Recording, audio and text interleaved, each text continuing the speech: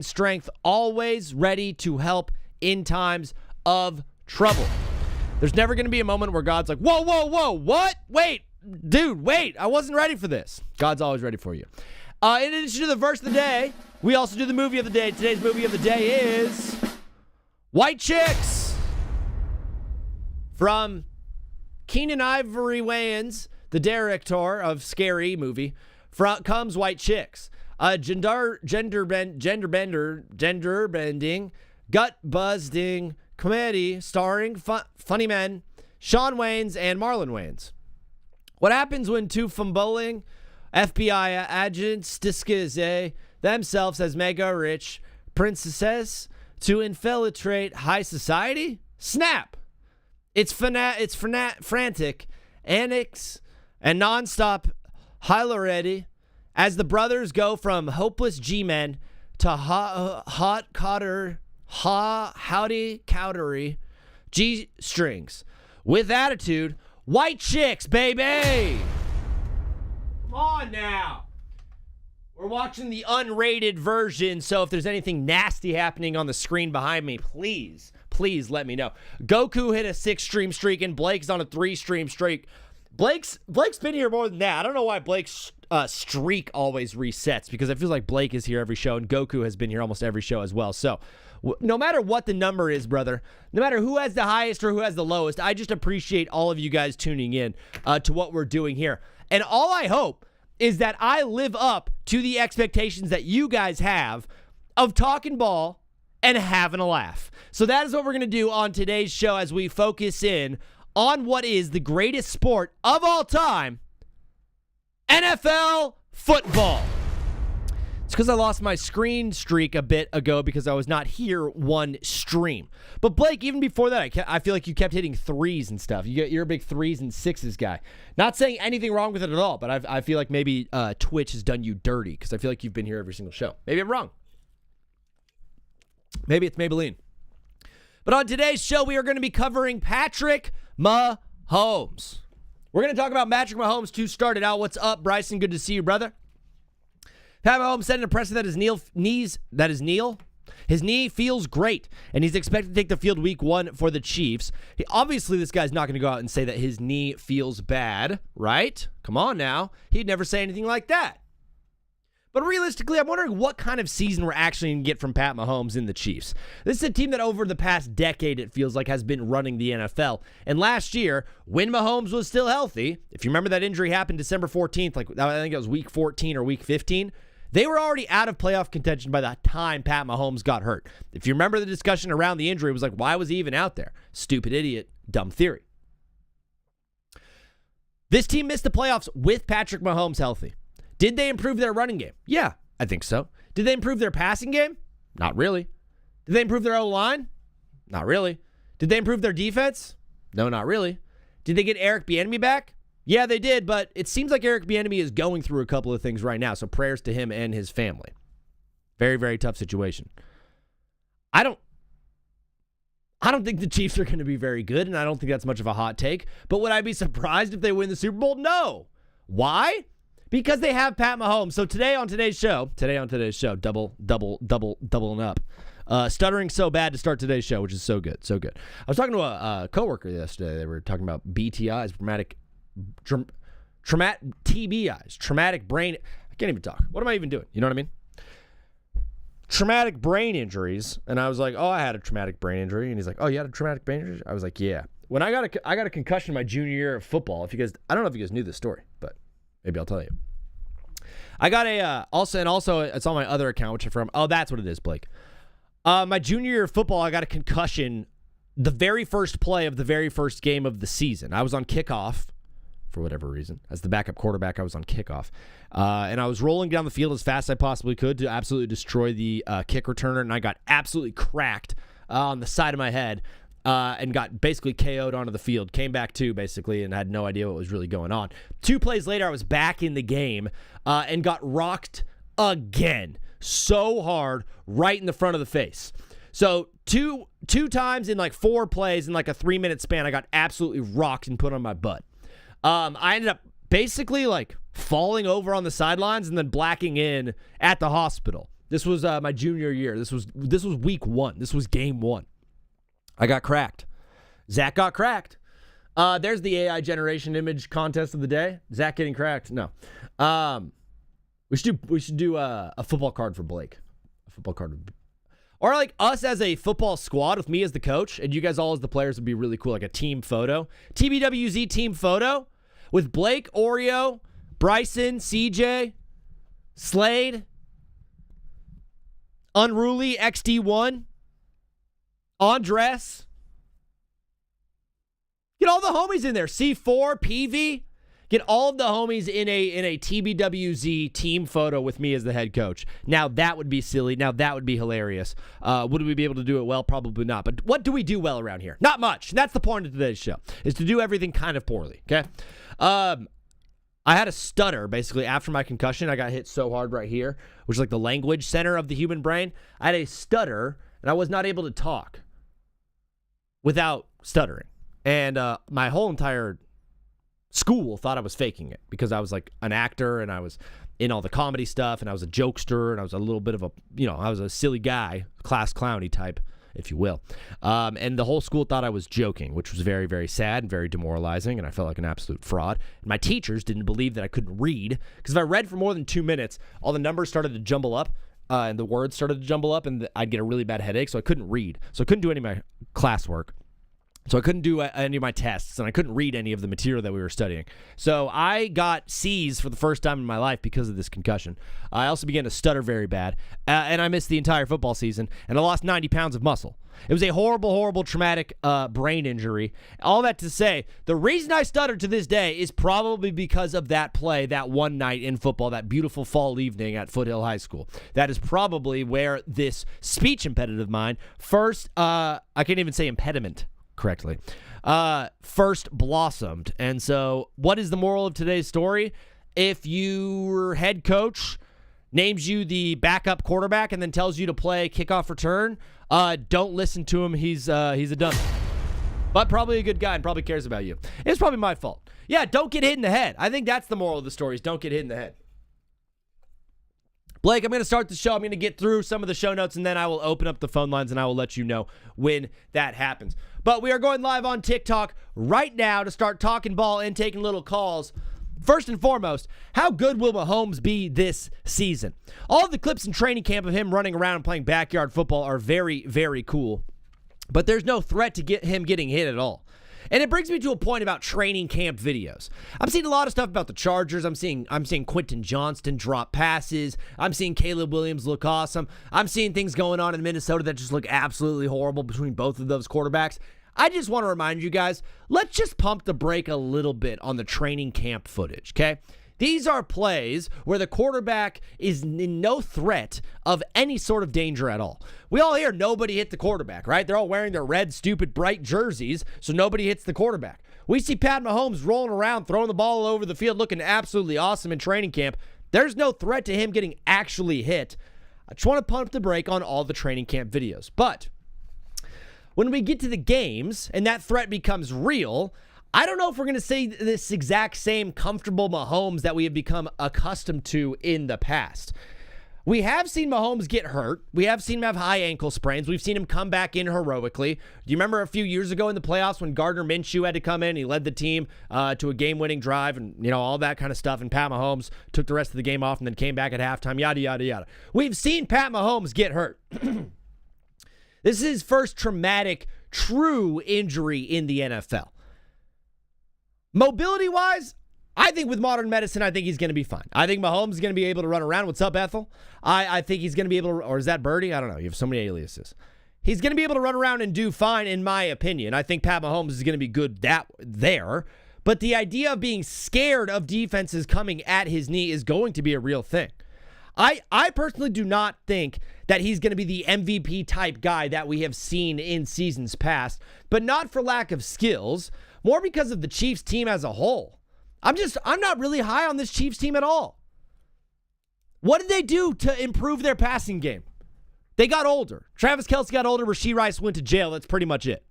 They added in Kenneth Walker, which is going to be a huge help to the running game.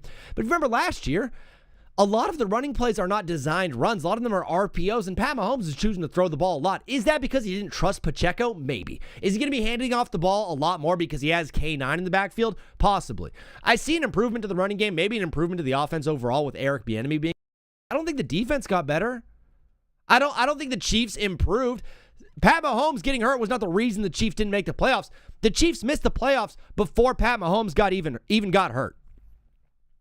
I do think, deep down, there's a possibility still that Pat Mahomes could just be magical and the Chiefs could be awesome and Eric Bieniemy could be great and they could put it all together and go to another Super Bowl and Pat Mahomes could win MVP. I personally don't have Pat Mahomes in my top 7 MVPs. Not because I don't believe in the guy. It's more about the team itself. But that got me thinking about my top 7 MVPs. I think we do it. I think we do right now on TBWZ, my top 7 MVP ranks in the NFL. Jake said, yo, did you see the Quinnen deal in Dallas? Pickens is sick. Yeah, Pickens got franchise tag. Quinnen Williams got a big deal. It seems like Pickens is going to be playing his last season with Dallas. Wouldn't put it past the Dallas Cowboys to make a move at the trade deadline and move George Pickens away off this team. This is a guy that they're not going to get much for if they trade him now. At the deadline, though, there are going to be teams that need a wide receiver. And if the Cowboys are not competitive, I think they're going to be very competitive personally. But if there's a situation where the Cowboys are not competitive, you could see a guy like George Pickens being on the move. Birdie, I know you're calling. We're gonna just hold off on calls until the show cooks up a little bit, and then we can get some calls getting in. Zach, bro, who in God's green earth is that at number 1? That is my guy, Caleb Williams. These are my top 7 NFL MVP rankings, and I will start at the bottom. Even though you guys can see the whole list, I will still start at the bottom because that is how we do top 7s around here at TBWZ. So number 7, starting with Trevor Lawrence. I have to burp, I have to poop, I have to pee. Listen, man. Listen. We wrote the book on T-Law a little too early on both fronts. If you remember him coming, and a lot of you don't because you're 12 years old, but when Trevor Lawrence was coming into the league, even when Trevor Lawrence was in high school, he won, I believe, 3 straight Texas high school championships or wherever state he's from. He went to Clemson. Clemson at the time was the number 1 school in the nation. Trevor Lawrence was the number 1 ranked quarterback. He went there and was immediately successful with Clemson. Won national championships there. Won a Heisman Trophy there as well. Trevor Lawrence was the guy. We were deeming him the next coming of Peyton Manning before he even stepped foot in the NFL. We were a little bit too early on that, as it kind of proved, Peyton Manning's pretty good at football. It's kind of hard to put a guy like Trevor Lawrence in those shoes right off the bat, especially with his first head coach being Urban Meyer. If you remember that, Urban Meyer. Aren't you a Chargers fan, buddy? Yes, I am. Birdie, you have to chill out, or else no more phone calls. That was only 2021, by the way. Okay, all right, yeah. Never mind. In my head, this was like 2017. We had the whole he's going to be Peyton Manning as a prospect coming into this league. We also said he was a complete bust after going through 5 coaches in his first 4 seasons. This is the first time in Trevor Lawrence's entire career that he has had the same head coach and the same GM 2 years in a row. The dude finally has a bit of stability as Liam Cohen steers the ship for a 2nd straight season in a row, and I think this is going to be massive for Trevor. I like Coach Cohen a lot. I think he's a great offensive mind. They're also returning every single star on offense outside of the running back, which I know Travis Etienne is a good running back, but ultimately, if there's a position on a football field that is slightly disposable, it's going to be the running back. The Jags offense is going to be awesome. The Jags offense is going to be really, really good. I don't know where Travis Hunter is going to fit into the Jags offense. If you have an idea or an inclination, please call into the show and let me know. From all reports that I've been hearing around Jags training camp, it seems like he's playing a lot more corner than he is going to be playing wide receiver.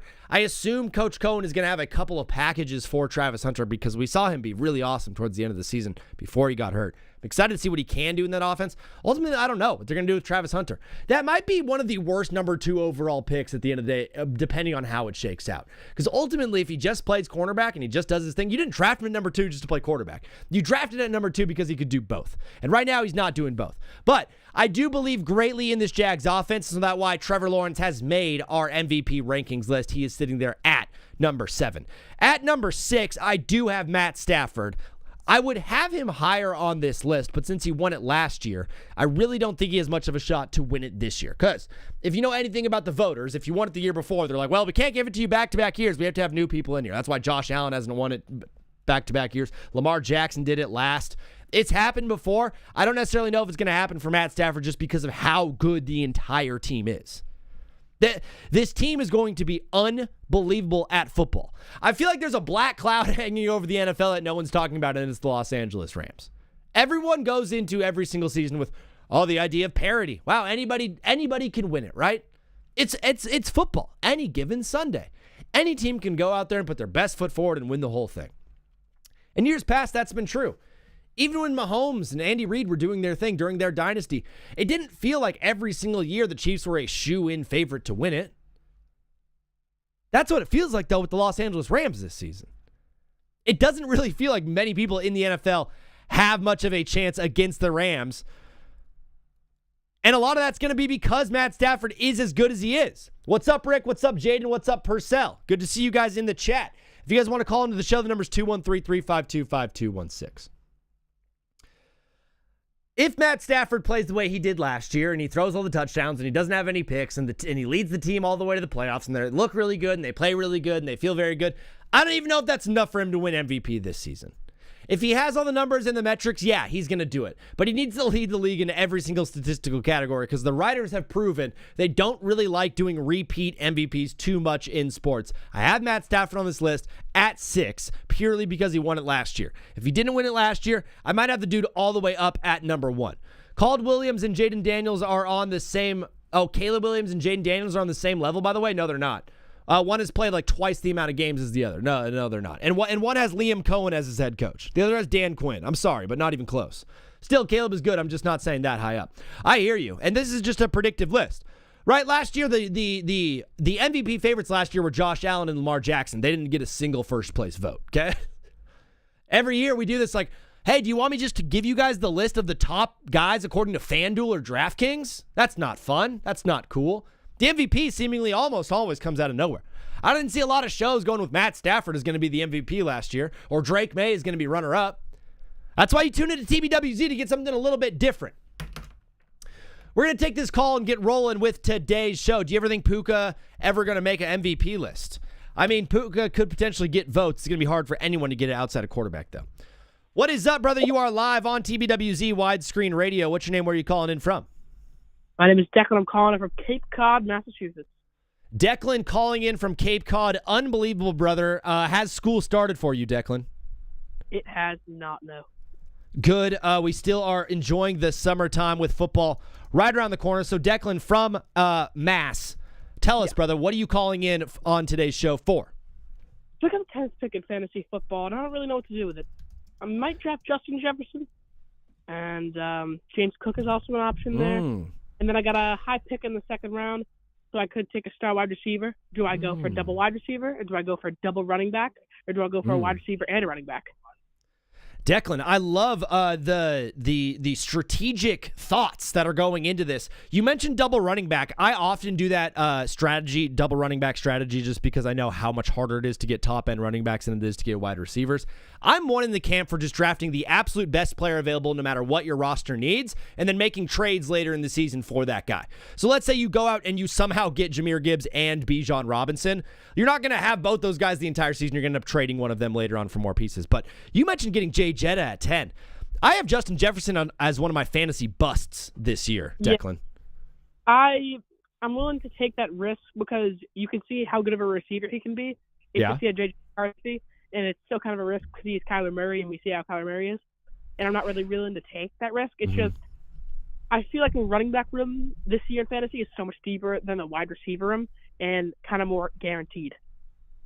I feel you. I understand the guarantee idea. I also think because of the defenses going so much into too high safety, that takes another person out of the box, right? So we're going to see a lot of boxes with 6 or 7 guys in there rather than the traditional 8 or 9 that we've seen in years past. I think offenses are going to try to exploit this. I think offenses are going to be designing runs a lot more than we've seen in years past. I think the passing game on the defense has gotten so good. I think wide receivers will struggle slightly. I think quarterbacks will struggle a little bit, but I do think running backs will be fed the rock. So for me, running back is the most important position in fantasy this year. Who you get at number 10, though, just get the absolute best player available, and if you don't really like the guy, trade him later. You know what I mean, Declan?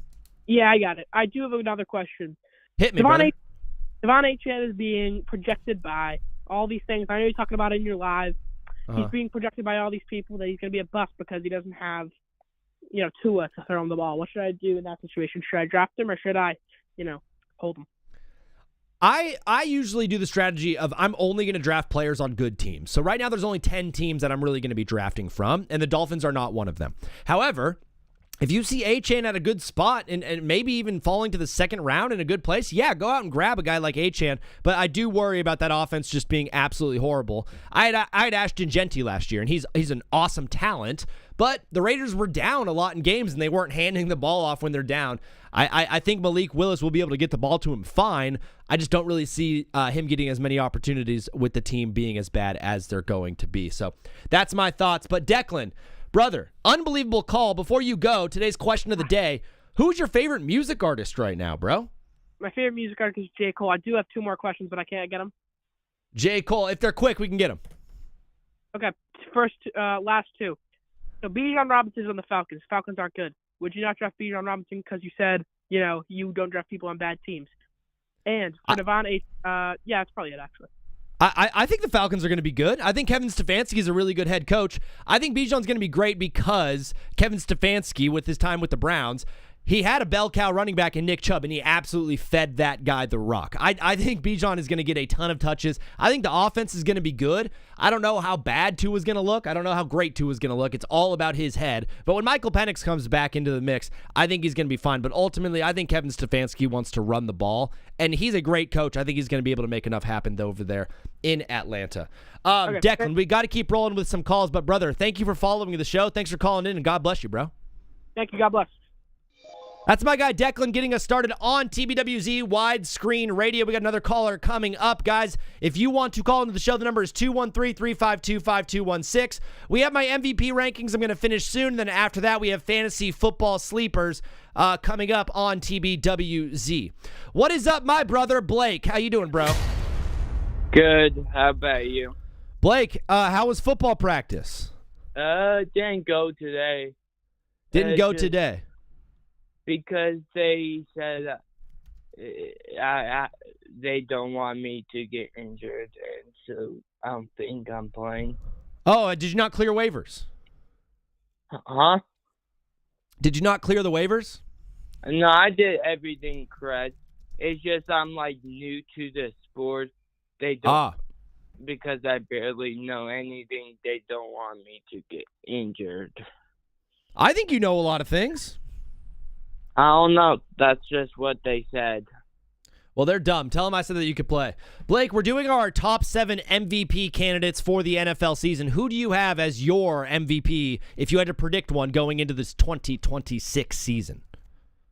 I'll go with Josh Allen, maybe second. Okay. Caleb Williams, third. Yeah, third. Then who do you have as the number 1? Bo Nix. Bo Nix, number 1, spoken like a true fan of the Broncos. Listen, I did not finish the list. If I did a top 10, I think Bo Nix and Drake May would both be on this list. But I think there's a good shot that Bo Nix has an unbelievable year. He's got Sean Payton calling plays, which has always been successful for Bo. And also, he brought us to 2 playoffs 2 years in a row. He did do that. Did he look unbelievable the entire time? No, not really, but he showed incredible signs throughout the entire thing. I really do believe Bo Nix can have a great season with Jalen Waddle being in that offense. Cortland Sutton is obviously good. Noah Fant is a solid tight end. I don't even know if that's still the tight end, to be completely honest with you, but I'm a fraud. Do you want to know who I'm going to pick for my fantasy? Yeah, if you had the... Yeah. where are you drafting? Who are you picking? I don't know. I feel like I gotta go with Puka first pick. He's ever since I got him on my fantasy team last football season, the Rams became one of my favorite teams to support besides the Broncos.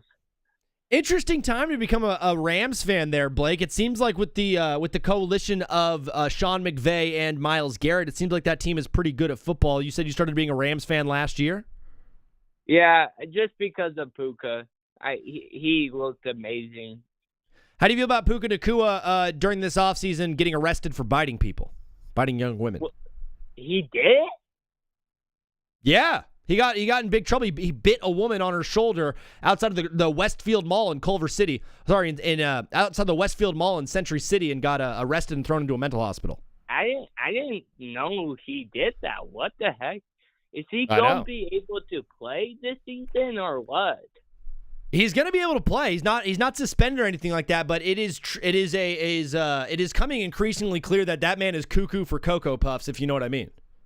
I feel like he was pretty chill and calm when he had his long hair.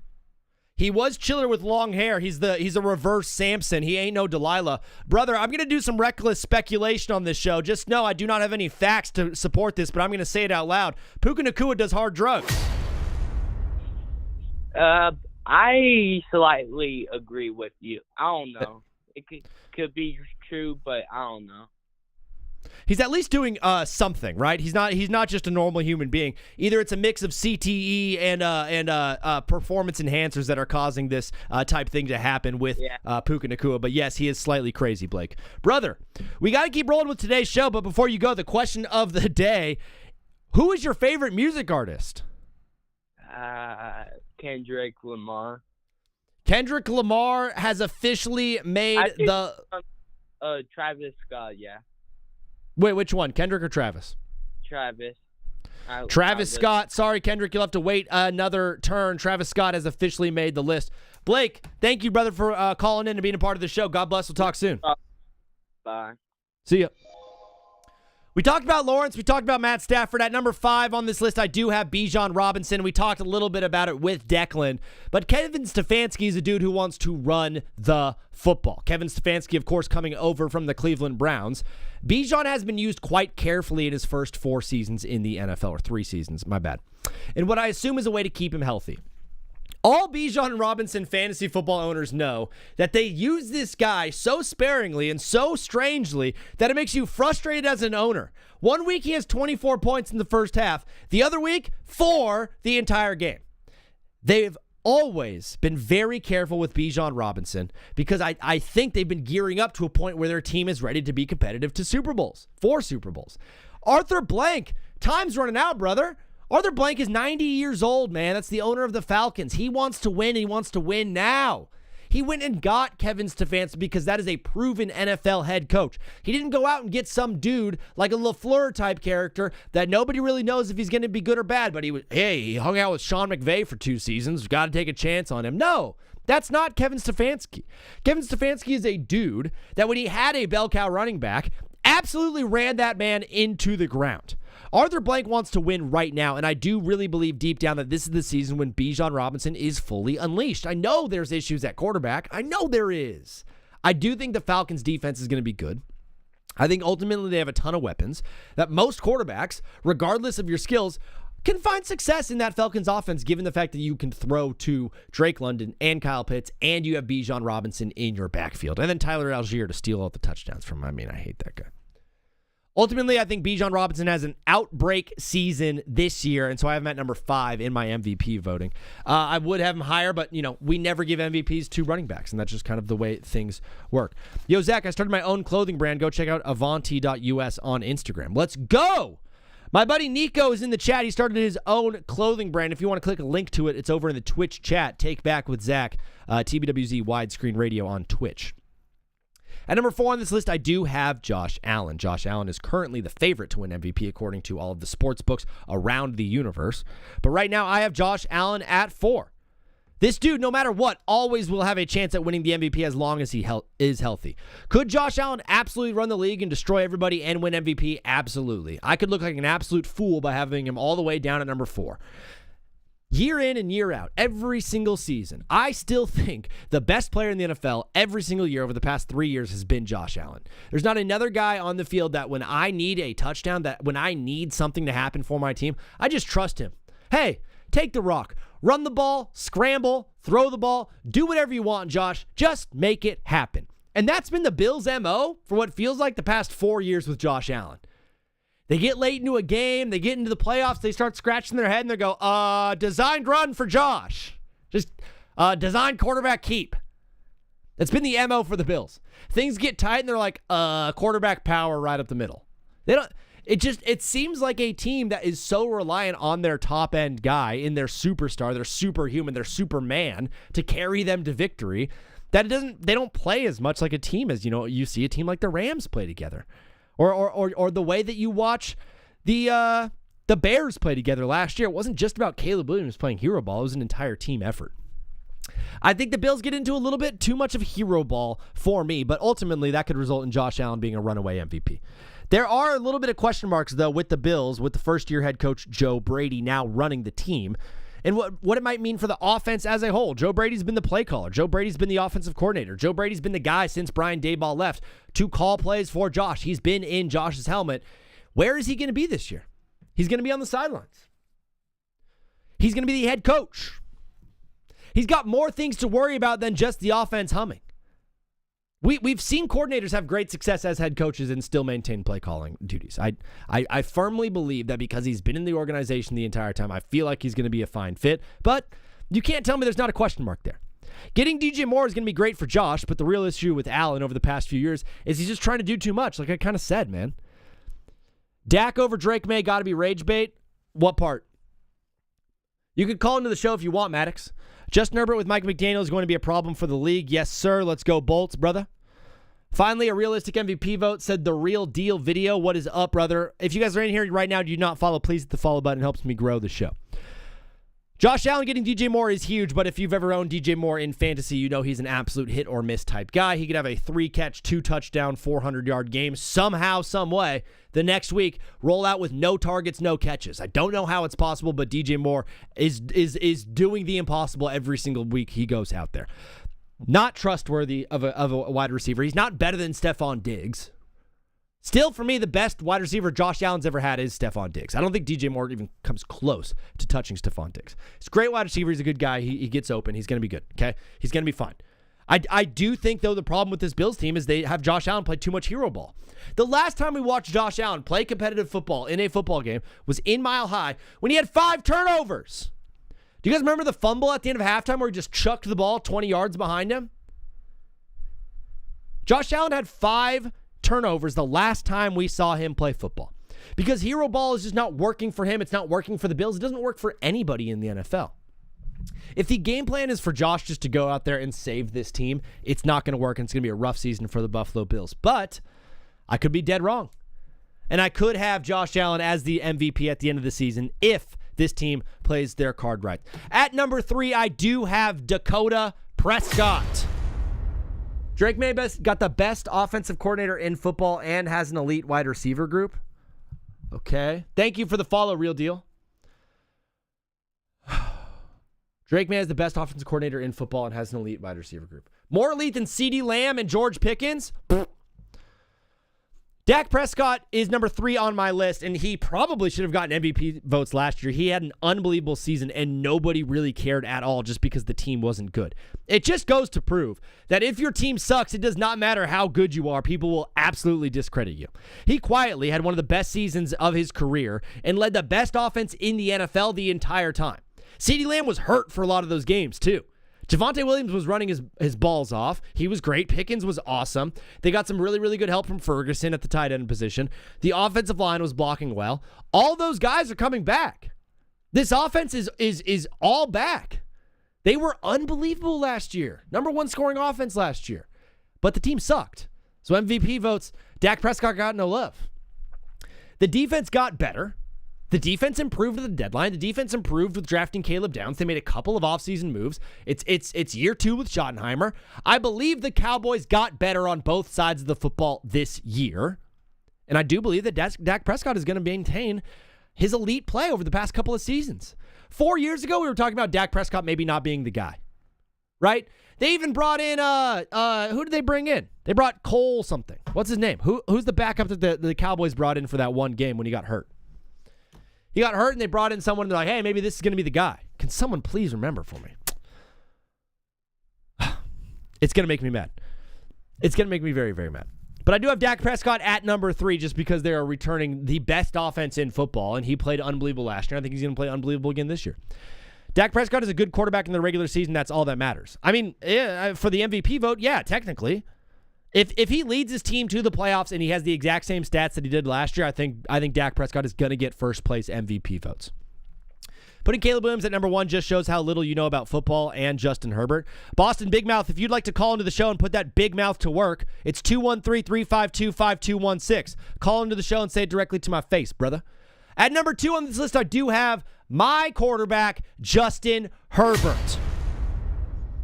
Let me just paint a picture for you guys real quick about Justin Herbert in this Mike McDaniels offense. The season before Tua had the head injury, when he had the fingers going and he was playing crosswords in his brain, before Tua had the traumatic brain injury, the TBI, we saw him lead the entire NFL in passing under Mike McDaniel in this offense. That was the year, 2024. If you remember, this offense put up 70 points on Sean Payton and the Denver Broncos. Tua was the best quarterback in the NFL when he was healthy under Mike McDaniel. So now I'm going to ask you, who do you think is a better quarterback, Tua or Justin Herbert? Because you've got that same offensive mind.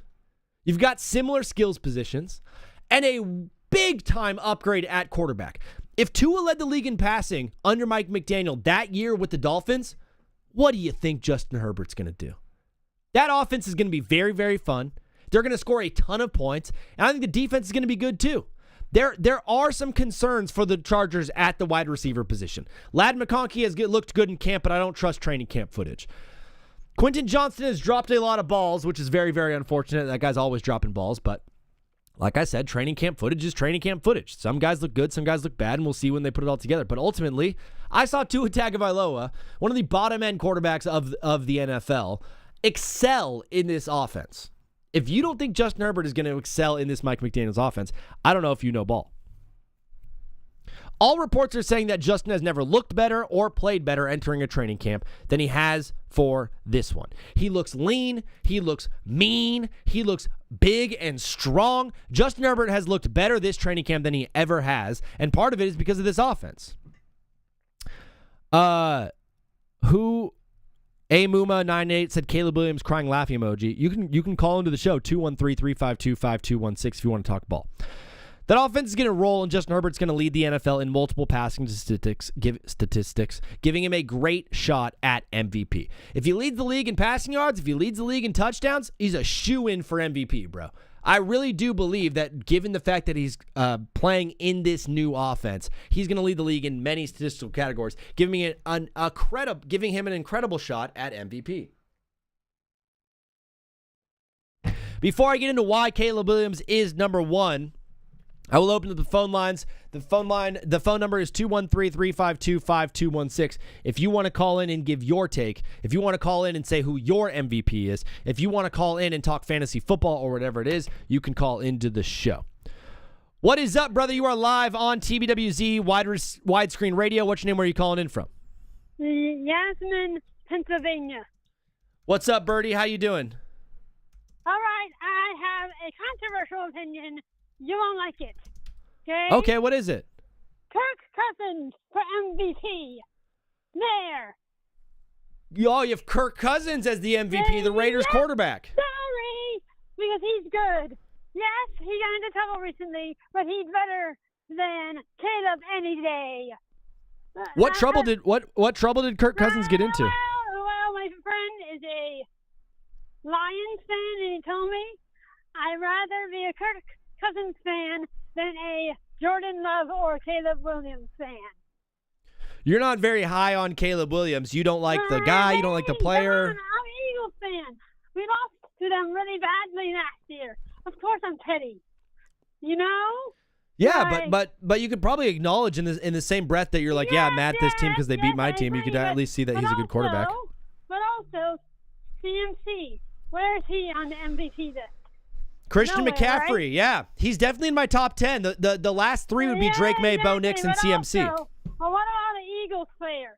Which Eagles player is MVP to you? What's your opinion? The MVP of the Eagles this year is going to be that Eagles defense, Birdie. That Eagles defense is going to be unbelievable. I think they're going to win a lot of games for that team.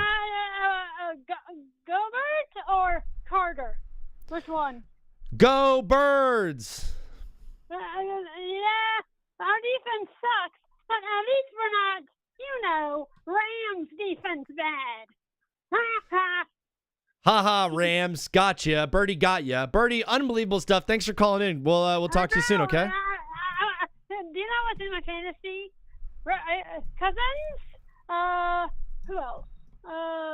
Duval. I know, controversial. Humbert. Prescott, because obviously. Yeah. Without Prescott, I'm going to get a lot of money out of him. But Prescott needs to focus. I'm sorry, he does. On what? Defense. He needs to focus and not let the Raiders, lose to them. They need to win over the Raiders. Because Geno Smith is gone, right? Yeah. Crosby is still there. Or something. And they have a new coach, right? The Raiders, apparently, right? I actually have no idea what you're talking about anymore, but I appreciate you calling. Yeah, she hung up. That's Birdie, guys. What is up? If you guys want to call into the show, I'm getting a lot of hate right now on TikTok. The number is 213-352-5216. You want to call in and give me your take directly to my face. What is up, brother? You are live on TBWZ Widescreen Radio. What's your name? Where are you calling in from? What up, buddy? This is Joey from Colorado Springs, Colorado. Joey, my guy from Colorado, calling in on today's show. What do you have for the people, brother? Hey, so I'm glad you said that Bo Nix was in your top 10 because that was going to be one of the things I mentioned. Yeah. Like, why is Bo Nix not in this? But the main thing I want to talk about is really not about, early MVP predictions or anything like that. But sure. And I know everyone knows this, but I think it needs to be reiterated. Yeah. The MVP is the best quarterback award. Let's just face it. The MVP is the best quarterback award. The award that we really want to talk about, if we're talking about the best players in the league, needs to be OP Offensive Player of the Year and Defensive Player of the Year. Because that is the true stats. I think quarterbacks should have their own award, but unfortunately the MVP is just so shiny, So everyone cares about the MVP, but reality, we're not talking about, hey, can a wide receiver win it this year? Of course they won't. Can a defensive player? Can Myles Garrett win it? Myles Garrett should be a candidate. Myles Garrett should have been a candidate last year. If I'm not mistaken, I'm pretty sure he got some votes last year, but not many because it's a quarterback award. It is. And I have Bijan Robinson on this list purely because I'm like, I need to be a guy that's like, I'm going to put at least a running back on there. We heard Blake talk about Puka Nacua. I'm like, yeah, Puka has MVP in him. Christian McCaffrey every single year should get MVP first place votes because he is the entire 49ers offense. But I'm with you, man. The MVP has just become a quarterback competition. I'm not going to lie. I feel like we look so much at the quarterback. What allows quarterbacks to be successful? I'll tell you right now, it's the offensive line. And what is there not an award for? Or there might – I know there was talks about – I'm not sure if there is a new award for best offensive lineman, but if there's not, there needs to be. Yeah, I mean, there's one in college. I know Pardon My Take gives out their Lineman of the Year award, which is good, but – It's a team sport. It's so unlike any other sport to where you watch the offense and you play on the offense. You're a wide receiver. You're contributing. You score a touchdown, and then you need to go to the sideline and watch watch your defense now try to try to help what you just did. It's such a separate game and it's such a team sport. So yeah, like offensive line is so dependent for quarterback. So when I do this list, like, should I just give the MVP to whoever has the best offensive line, whoever's going to stay upright? Well, I personally think that the MVP is also an overrated award for the reason you just said. It's a team sport. Mm-hmm. Like I love MVP trophies. You know, I'm a big Avalanche fan. Nathan McKinnon is a perpetual Hart Trophy. Like he's a candidate for that every single year. Every year, it takes away from the sport itself. Right, it helps you. I will argue that fantasy football, MVP, things like that, individual awards help people find favorite players. They help them. Like for me, I was a Broncos fan for the longest time. Just recently, I would say I've become a football fan. Right, so I think that's some good things for the sport in general. But at the same time, there needs to be a conversation about why do we care so much about the MVP? Why are there not more team-focused awards? You know, why besides the major trophies? Because I forget who said it, but there was a news or a press conference years ago in the NBA where somebody said just because we didn't win the championship is this season a failure? Are all these other seasons a failure? No. Like there's too much focus on individual success when you don't win and not enough credit when you do win as a team. There needs to be a balance, and I think it's something that most sports suffer from in general. Joey, I absolutely love all of your takes, and I love your passion behind it. I think I have an idea. Maybe once a week when we get into football season, we could have Joey from Colorado Springs Football Award, and you can give a weekly award out to an individual or a unit on a certain team that deserves the Joey Football Award. What say you? I mean, if you want me to, I mean, I watch Red Zone, but me and my mom have been watching. You know, me and my mom have been reconnecting recently. Yeah, we've been going to games. We've been watching football. So she doesn't really like watching Red Zone. She just likes watching the Broncos. Yeah. But I'll try my best to watch as much football as I can. You know, you know, the Hall of Fame game, I was sad to have missed it because, you know, I'm not paying for. Like, for me, I don't have to pay for Red Zone for the first 6 weeks because I believe 4 out of the first 6 weeks for the Broncos are all primetime games. So, there you go. There you go. You'll catch all the games. But yeah, Joey, whatever you want to, if you read something or see something or just want to give me a Broncos player of the week, whatever it is, I'm always down for people to do their own content. Yes, but brother, we got to roll with. We got to roll with the show. Hit me. Miles made the Hall of Fame. Miles made the Pro Mascot Hall of Fame. You have a good day. Go Broncos. I'm looking forward to playing you guys. Joey, you're the man, bro. Talk to you soon. Talk soon. That's my guy, Joey from Colorado. That is a Broncos fan calling into my show. I am, of course, a Chargers fan, which a lot of you are like, that's why you have Justin Herbert at number 2. No, I have Justin Herbert at number 2 because I absolutely know ball and I know what's going on. And I can see, I've already watched the entire season. I already watched the whole entire season. Spoiler alert, the Chargers are really, really good, and they win a lot of football games this year, okay? And Justin Herbert wins the MVP, okay? I already watched the entire season. I watch every game from above the stadium. I'm 5 minutes ahead of you. I am constantly 5 minutes ahead of you. You're on tape delay, brother. I'm watching the game from above the stadium 5 minutes into the future. That's where I exist. I'm in the ether, bro. I exist in the in-between. You only know present. I know past, present, and I know future. Talking ball with Zavini. What is up, brother? You are live on TBWZ widescreen radio. What's your name? Where are you calling in from? I'm Landon from Tennessee. Landon calling into the show from Tennessee. Brother, East or West Tennessee? East. East Tennessee, hitting that Nashville type beat? Oh, it's like Knoxville area. Knoxville area. Remind me of your name one more time. Landon. Landon, I love Knoxville. I was there last winter. Knoxville's an unbelievable place. We had some biscuits by the State Theater there. I forget the biscuit guy's name, but he was awesome. Oh, you ever made it down to Neyland? That might have been the place, brother. That sounds very familiar. Landon, you're calling in from Tennessee, brother. What do you have for the people today on TBWZ? I was wondering why Caleb Williams is your number 1 MVP candidate. I think he's a darn good football player. I think Ben Johnson is an incredible coach. Last year was their first year together, and they looked every single bit of a first-year tandem. And then week after week after week, they got better and better and better, all the way to the playoff game against the Rams, where they took this team to overtime. And Caleb Williams had the absolute play of the year, running 40 yards back from the line of scrimmage, hucking it over his head, finding a wide-open Colston Loveland in the end zone. He's the best at backyard football. He is the best quarterback off script. He is doing what Mahomes was doing 3, 4, 5 years ago, and him and Ben Johnson are now in year 2 together. I think that's an incredible coach. I think it's an incredible quarterback. I think he's got all the skills position he needs, like multiple tight ends, a solid offensive line. It's got every single piece of the recipe that you need for an MVP season. But mainly it comes down to the connection between Ben Johnson and Caleb Williams. If he's the best offensive coach in football, I think that quarterback has a great shot to win MVP.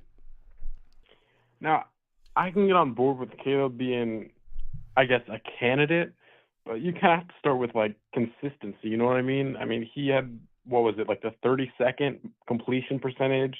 He was like, I don't know, I feel like he's more known for his highlight throws than, like, his pure consistency, and people don't like really care when he throws 3 interceptions in a game compared to when he makes some crazy throw at the end of a game. No, I totally agree with you. With like the internet you're gonna see on Twitter like all of the cool crazy highlights and stuff that he does, and you're gonna see all that stuff, but you're not gonna watch the 3 incompletions that he made on third down throughout the game. I totally understand that. I think Caleb Williams is a 22-year-old kid, and like last year was a brand new offense. It was a whole brand new system. He was the guy. He was drafted number 1. He was 1-1. He was the man in Chicago.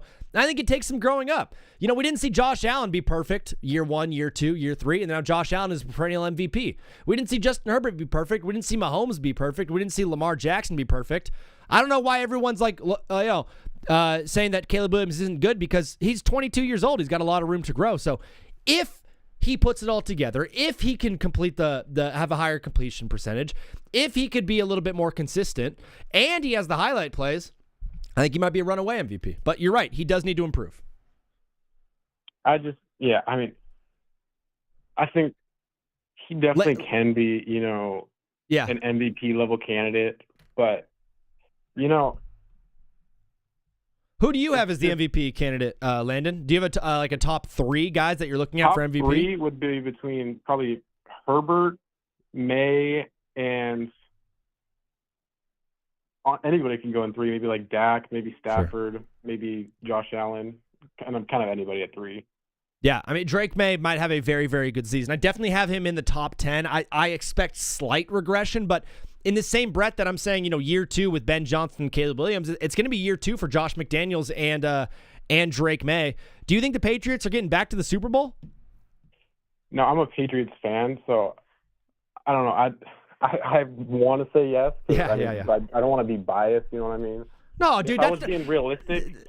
This is not ESPN. This show is about being biased. This show is about leaning in with your heart. This show is about being unrealistic and using your gut and your butt and your balls and not your head. So I'll ask you one more time. Are the Patriots going back to the Super Bowl? If I'm being 100% realistic, I think we end up losing in the AFC Championship game this time around. But I think the team overall, although we won't have a better record, I think the team overall will be a better team, like a well-rounded team, more put together, like coaching-wise and player-wise. Because you look at last year's team, Diggs is our number 1 receiver. Who else really besides that? I mean, Mac Hollins and Booty were good enough, but they're not like high-level production. The O-line was disgraceful. The defense was good, but that was only around when the playoffs started. I guess throughout the season they were mid. So I don't know. I think the team overall will be better, but it won't show up on paper just because of how good the year was last year. Yeah, I could see that. If they have a worse record than they did last year, everyone's going to be like, this team is a failure. But realistically, I think it's a very good ball club coached by a very good head coach. Landon, we're live Monday, Wednesday, Friday, 3 to 6 Pacific time, all throughout football season. So excited for you to follow the show and keep calling in. Before you go, our question of the day on today's show is, who is your favorite music artist right now? Ooh. Maybe not all time, maybe not your favorite band ever. I know you might be a Beatles guy or a Rolling Stones guy, but who are you listening to right now that's your favorite music artist? I have to say Kanye West. Kanye West is a great choice. Kanye has now joined the list because of my friend Landon. Brother, God bless. Thanks for calling in. We'll talk soon, bro. Yes, sir. Thank you. Peace. Landon jumped the gun a little bit, but yes, at number 1 on my MVP rankings, I do have Caleb Williams. And here it is. Ben Johnson, Caleb Williams, year 2. We saw this team take the Rams to overtime last year in the NFC playoffs after an absolute miracle throw from Caleb Williams. And yes, I know. He has some unbelievable miracle plays. He has some moments in games where it's just on every single person's timeline on X the day after, and it's leading ESPN, and it's the circus heroics from Caleb Williams. That is the part a lot of like the world sees, and they're like, hey, this guy's pretty good. But then you'll have your ball watchers, your guys who actually watch Red Zone, your guys who actually watch the Bears games, and say, well, he's kind of inconsistent. There's a lot of incompletions. There's a lot of this and that. And I hear you, right? I ultimately hear you. He nearly led the league last year in passing attempts, and so, yeah, I guess his completion percentage will go down because he has just more attempts. Threw the ball away a lot last year. This is a guy that's not just going to check it down to his that was one of the big issues with Caleb Williams last year. You guys are talking about the inaccuracy or you're talking about the completion percentage. I just think he doesn't want to check the ball down. Right? So many times last year, he had Monungai or someone out of the backfield or Komet on a little flat where he could easily just check the ball down, but he doesn't want to do that. He keeps looking downfield. He spins out of the pocket. He tries to make a move. He hovers on the sideline. He spins back in, just throws the ball out of bounds, and that's an incompletion, right? The dude almost tries too hard to make plays sometimes. And I think that's where him and Ben Johnson grew together as a unit, together as the season went on. Ben Johnson realized who he has and what his guy's going to do. So rather than trying to force him into a Jared Goff box, because, right, Ben Johnson came from the Lions. Jared Goff is not making these circus plays, trying to make things happen on his feet or trying to spin out of a pocket and throw the ball 40 yards downfield to a guy who's not even existing, right? Some guy who's existing in the ether only. A metaphysical presence in the back of the end zone. Ben Johnson was trying to force Caleb into a box. Caleb Williams was trying to be out of a box. And I think as the season went on, the team started to mesh and the team started to get really good. We saw them hit like a 6-game winning streak in the middle of the season. We saw them win a playoff game. We saw them take the Rams all the way to overtime. A lot of people thought was the Super Bowl favorite in the Los Angeles Rams last year. It's a darn good football team. That was a darn good offense. That's a darn good quarterback. And that's an incredible, incredible coach. If Caleb Williams just dials in the inaccuracy a little bit, is a little bit less reckless on his feet, a little bit more careful with the football, and continues to make the highlight plays, I think he's going to be a runaway for MVP. I really, really do, deep down in my bones. Ben Johnson is a fantastic offensive mind in this league, and I don't think we got the full offensive package out of him last year. I think Caleb has gotten better seemingly every single game that we've seen him go out there, and I think this is the year when it all comes together. And Caleb Williams takes over officially as the face of the NFL. You heard it here first. Someone's got to be the first to say it, and that's going to be me. What is up, brother? You are live on TBWZ Widescreen Radio. What's your name? Where are you calling in from? My name's Quinn. I'm calling in from New York. Quinn from New York. Unbelievable. Are you in the city or are you upstate? I'm on Long Island, so I'm not in the city, but a little far from the city. Yeah, just existing in the... Are you in Great Neck? No. That's like my only like Long Island place that I know. I'm like, I know Great Neck, and that's about it. But Landon, you're calling into the show from New York. Brother, what did you want to talk about today on TBWZ Widescreen Radio? Well, I first wanted to ask why you have Justin Herbert so high in your MVP list. Justin Herbert, I have so high on my MVP list. If you remember in 2024, when Mike McDaniels was the head coach of the Miami Dolphins, that was before Tua Tagovailoa did the finger thing on primetime football and before he hit his head. He led the league in passing yards. He led the league in passing touchdowns. He led the league in completion percentage. and he was the best quarterback in the NFL. And that was the Tua Tagovailoa. If Mike McDaniels is now the offensive coordinator of the Chargers, imagine what that offense is going to look like with a competent Tua was a good quarterback like up to that point, though. He always had great arm talent, especially at Alabama, too. He was an accurate quarterback. I think he was able to put the ball on it, but he remember when Tyreek Hill was there, he was not able to get the ball deep to Tyreek Hill like Justin Herbert's going to be able to. I think Tua was an accurate quarterback. Tua was able to get the ball out on time. He was a smart quarterback, but Justin Herbert is all those things plus arm strength, plus speed, plus power, plus durability, plus running, plus everything. A little biased or no? I mean, sure, I'm a little bit biased putting him up there, but I don't think it's biased to say that Justin Herbert's a better quarterback than Tua Tagovailoa, and that if you just plug and play and replace Tua with Justin Herbert, or Justin Herbert with Tua that 2024 year, that team is a lot better than they were. So my rationale is mainly Mike McDaniels is gonna turn this offense into a real machine. And if Herbert leads the league in touchdowns and passing yards and he wins a playoff game, I think he's a shoe-in for MVP. So if Mike McDaniel was so good, why did he get fired from the Dolphins then? If Mike McDaniel was so, I mean, that team kind of sucked, no? His quarterback lost his mind. They were elite at one point. Don't you remember that Broncos game? They were an elite team. I don't know what happened. Yeah, when they put up 70 points. We just talked about it. His quarterback lost his mind. His quarterback was doing fencing fingers on national TV and completely lost his brain. Tua didn't come back the same way at all. He also had the hip injury, which limited all of his mobility. He lost Tyreek Hill, which completely nuked most of that offense. The only thing that the Dolphins really had over the past few years was Devon Achane, and the running game still looked really good. I feel bad for the Dolphins fans, to be honest with you. They were so bad my entire life. They were good for 2 years. Now they're absolutely horrible again, bro. Yeah, I remember they were Super Bowl favorites, I think, or top 3 at one point after that Broncos game. They were a good passing team.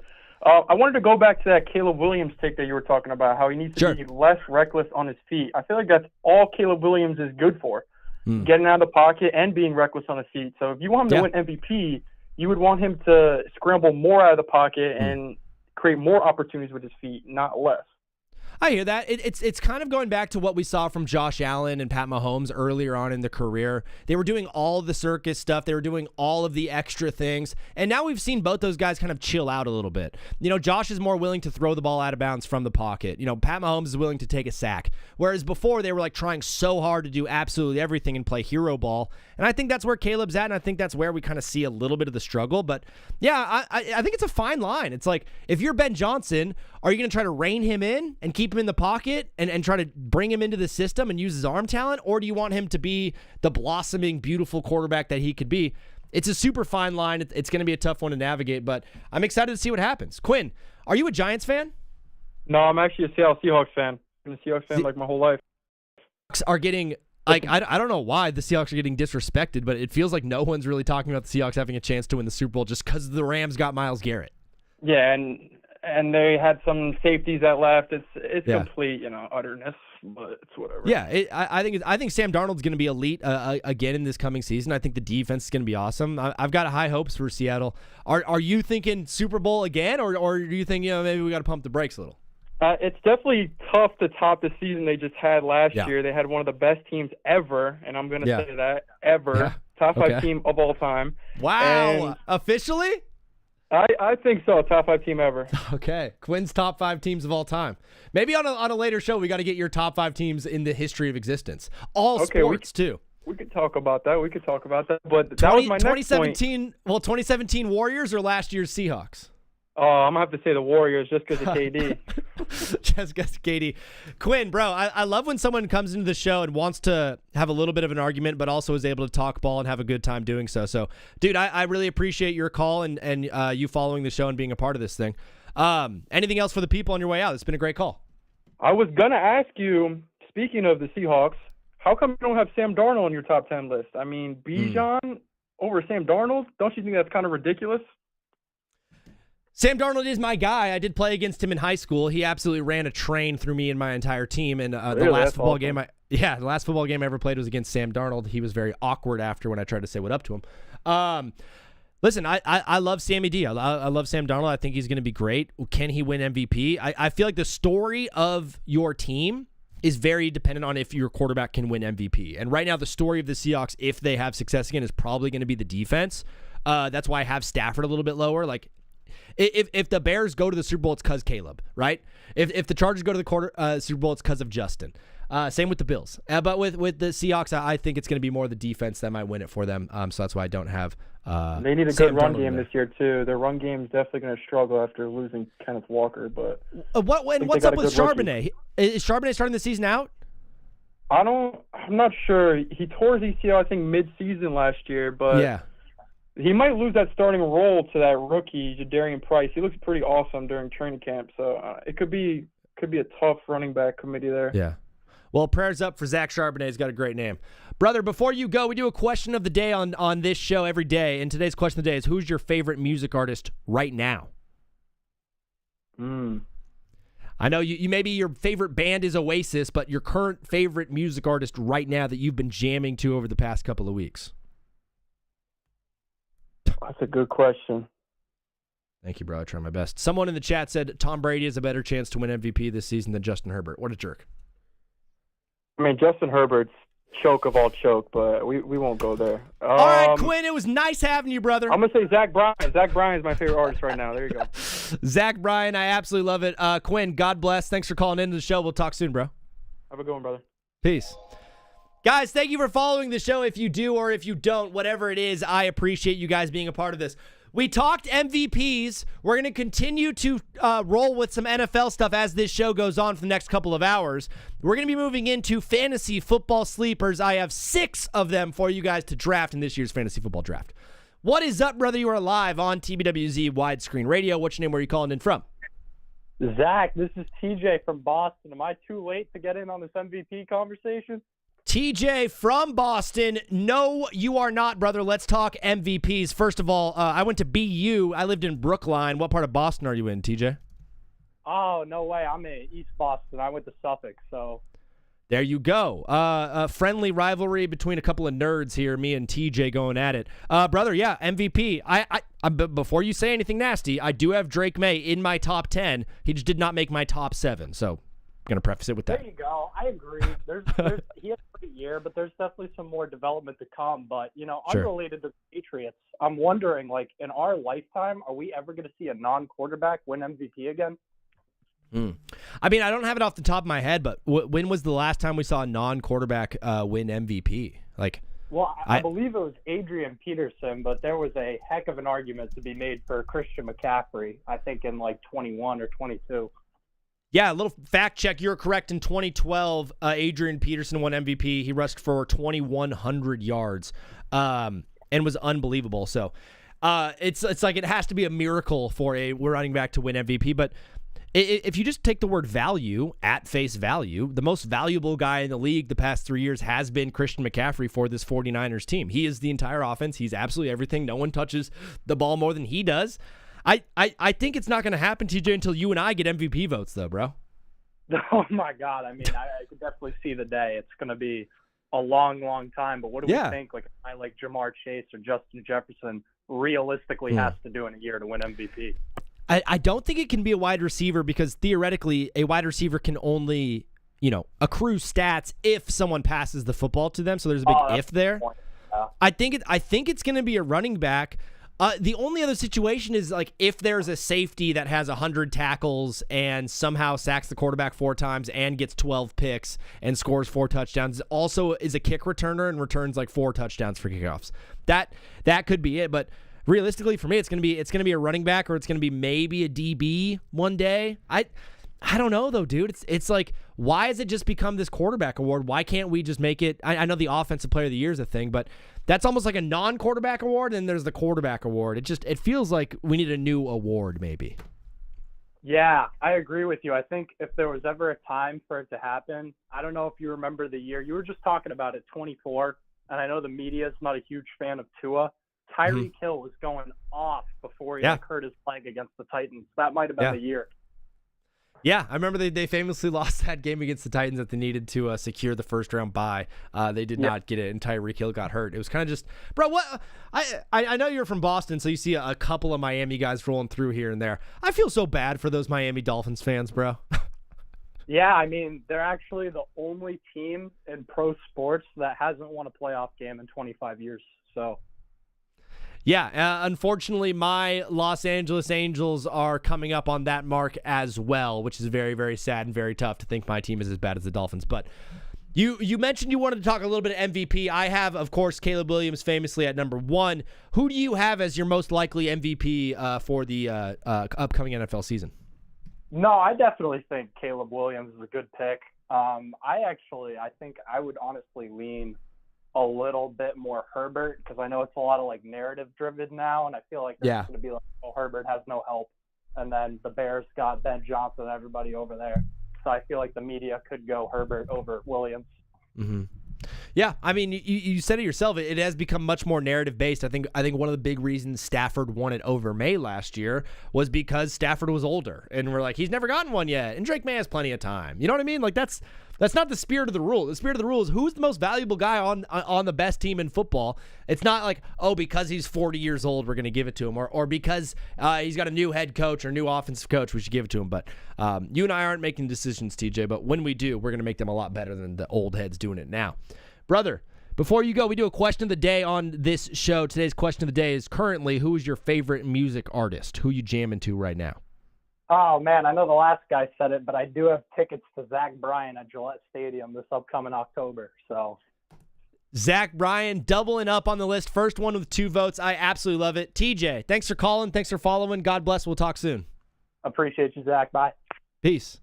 My guy TJ jumping in here on the phone line. I'm going to pause the calls for just a second as we do a couple of fantasy football sleepers. Fellas, I have a list of sleepers for you guys to enjoy or get mad about over the next couple of minutes here. I have 6 fantasy sleepers, and all of these guys that I have basically are dudes that are average draft position 10th round or later, depending on if you play a 12-man or a 10-man league. If you play in an 8-man league, that's not a real league. That does not count. If you say you are a fantasy football champion and it's an 8-man league, I'm sorry, that doesn't count. If you're like, I don't know more than 8 people, you have to, for the sanctity of your life, know more than 8 people that watch football. Give your daughter a team. Give your dog a team. I don't care. 8-man fantasy football is not real football. You have not won a fantasy championship until you've played in a 10-man league. I don't even think 10-man league is worthy of championship. That's worth half a championship. 12-man format is the only acceptable format for fantasy football. If you do not know 12 people to play in a fantasy football league, then join one that only has 11 guys. Be the guy that joins the team to make one complete. Do you and a friend group both have separate 8-man leagues? Combine and make it 16. Start playing real man fantasy football. I'm sick and tired of these 8-man leagues across the world. People are giving me, dude, I already have kids calling in and telling me about their fantasy football team, and I'm like, dude, your team is stacked. Were you playing against a bunch of third graders? And he's like, oh, it's an 8-man league. Okay, oh, that's why. Someone called in the show and said they were playing in a 6-man league. That's patty cake. That's DFS, basically. That's essentially DJ. It's essentially daily fantasy sports, DFS, if you will. But let's jump into it. I have a couple of fantasy football sleepers, and before you guys get too mean to me, these are not guys who I think are going to be top 10 fantasy players. These are not guys that I think you should draft in the first round. These are not players that I think are going to win MVP. These are guys that I think are going to be available come round 10, 11, 12, when you're looking at the board and there's not a whole lot of names left. These are the guys that I think you should target. So if you have not done your draft yet, write these down. Or if you have one of these guys, potentially think about moving on from one of your top starters and have this guy fill in as a starting position. But let's get into it. The first guy I have on this list, Wan'Dale Robinson of the Tennessee Titans. Wan'Dale Robinson is a name that you know if you are a Giants fan or an NFC East fan. You know the name Wan'Dale Robinson. He has been a Giant his entire career, and now he finds himself with the Tennessee Titans. I'm about to go to my draft. I'm in a suit and everything. With that being said, I'm not drafting Puka Nacua under any circumstances, said Brady. Brady, unbelievable stuff. He's on his way to his fantasy football draft. Let us know who you get in the first round, and let us know who your team is in the Discord, brother. The Titans will be fun this year. I promise you that. The Titans are going to be a fun football team. Robert Saleh is the head coach. That team is going to be locked in. I had Wan'Dale last year. There you go. When he was on the Giants. The Titans are going to be locked in. Robert Saleh is the head coach. More importantly, though, for Wan'Dale Robinson, who's the offensive coordinator for the Titans? Can anybody name who the offensive coordinator is this season for the Titans? Who is going to be the guy calling plays? Who is going to be the guy training up Cam Ward? Who is going to be the guy installing the offense? I said Grady. The offensive coordinator for the Tennessee Titans this season, famously, Brian Daboll. Wow. Who's Brian Daboll, you ask? Brian Daboll has been the head coach of the New York Giants for the past 4 seasons. Brian Daboll, Great offensive mind. He was the head coach for the Bills before he became the head coach for the Giants. He's the guy who built Josh Allen. He's the guy who installed that Bills offense, the one they're still going to run today, to be completely honest with you. He's the guy that showed flashes with Jackson Dart. Brian Daboll took Danny Dimes and a broken Giants team to the playoffs. I think he got the raw end of the stick. Short end of the stick? Raw end of the hot dog? I don't know. I'm making up phrases on TBWZ right now. But he's now the offensive coordinator for the Titans. Wan'Dale Robinson is the only guy on that Titans team that did not need the offense installed for him. He already knew it. He's been with Daboll. He has shorthand with the coach. The coach knows what he does well, and he knows exactly how to get the most out of his guys. I think Wan'Dale Robinson is going to have a breakout season this year for the Tennessee Titans. I know Carnell Tate is in there. He's a great wide receiver. He's a great wide receiver. I think Carnell Tate is going to be awesome. But Wan'Dale Robinson is a dude who's been in this Daboll system basically his entire career. He's going to be an anchor on this offense, especially early on in the season. When things are still getting worked out, when things are still getting put into place for this Titans team, I think Cam Ward is going to be able to rely on Wan'Dale Robinson as that dude in the slot who's kind of always there. Really like Wan'Dale Robinson going into this football season if you need a sleeper. Kind of in a similar breath as with my MVP stuff, I'm going back on a coaching tandem that I really like, which is Trevor Lawrence and Liam Cohen. I like Trevor Lawrence a lot this year. I think he's going to improve a lot. I do have targeted, though, as the receiver that I want to get from the Jags, because the Jags are on my team of guys to get, right? I have 10 teams in the NFL where I will draft players from your team. If I don't think your team is good, I'm not going to take your guy in fantasy. Why would I?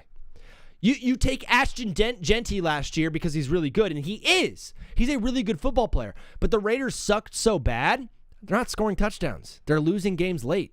They're not relying on the run game. Drafting Ashton Genty is a mistake. And it's a mistake this year, too, as well, because the Raiders, not going to be good. The Jags are going to be good, and the wide receiver that I'm targeting for the Jags is a guy they got at the trade deadline last year, and that's Jakobi Meyers. Jakobi Meyers is Mr. Consistent, bro. He has never finished lower than wide receiver 32 over the past 5 seasons, okay? I know you're like, wide receiver 32, that's not very good. In a 12-man league, though, that's top 3.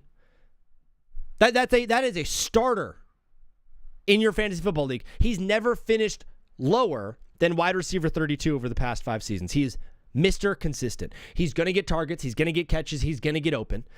He was installed in the middle of the season to this offense last year and slowly started to ramp up. Towards the end there, became a clear target for Trevor Lawrence. I know BTJ was hurt. I know they had some other injuries on the offense. I know Travis Hunter wasn't there, and so that increased Jakobi Meyers' touches. Travis Hunter's not playing offense this year. So far, he's not. Why won't the Raiders be good? Are you kidding me? They have so many holes on that team. They don't have a good quarterback. Sorry, Kirk Cousins, not going to be good. Fernando Mendoza, Who's their best wide receiver? You don't even know him. Brock Bowers is okay at best. Hunter Renfrow sucks. Ashton Genty's good, but the offensive line stinks. Oh, they got Connor Linderbaum? Cool. Oh, wow. That's one player on an entire offensive line that stinks. I know they got Nakobe Dean. I know they got some pieces on defense. The defense is going to be half improved.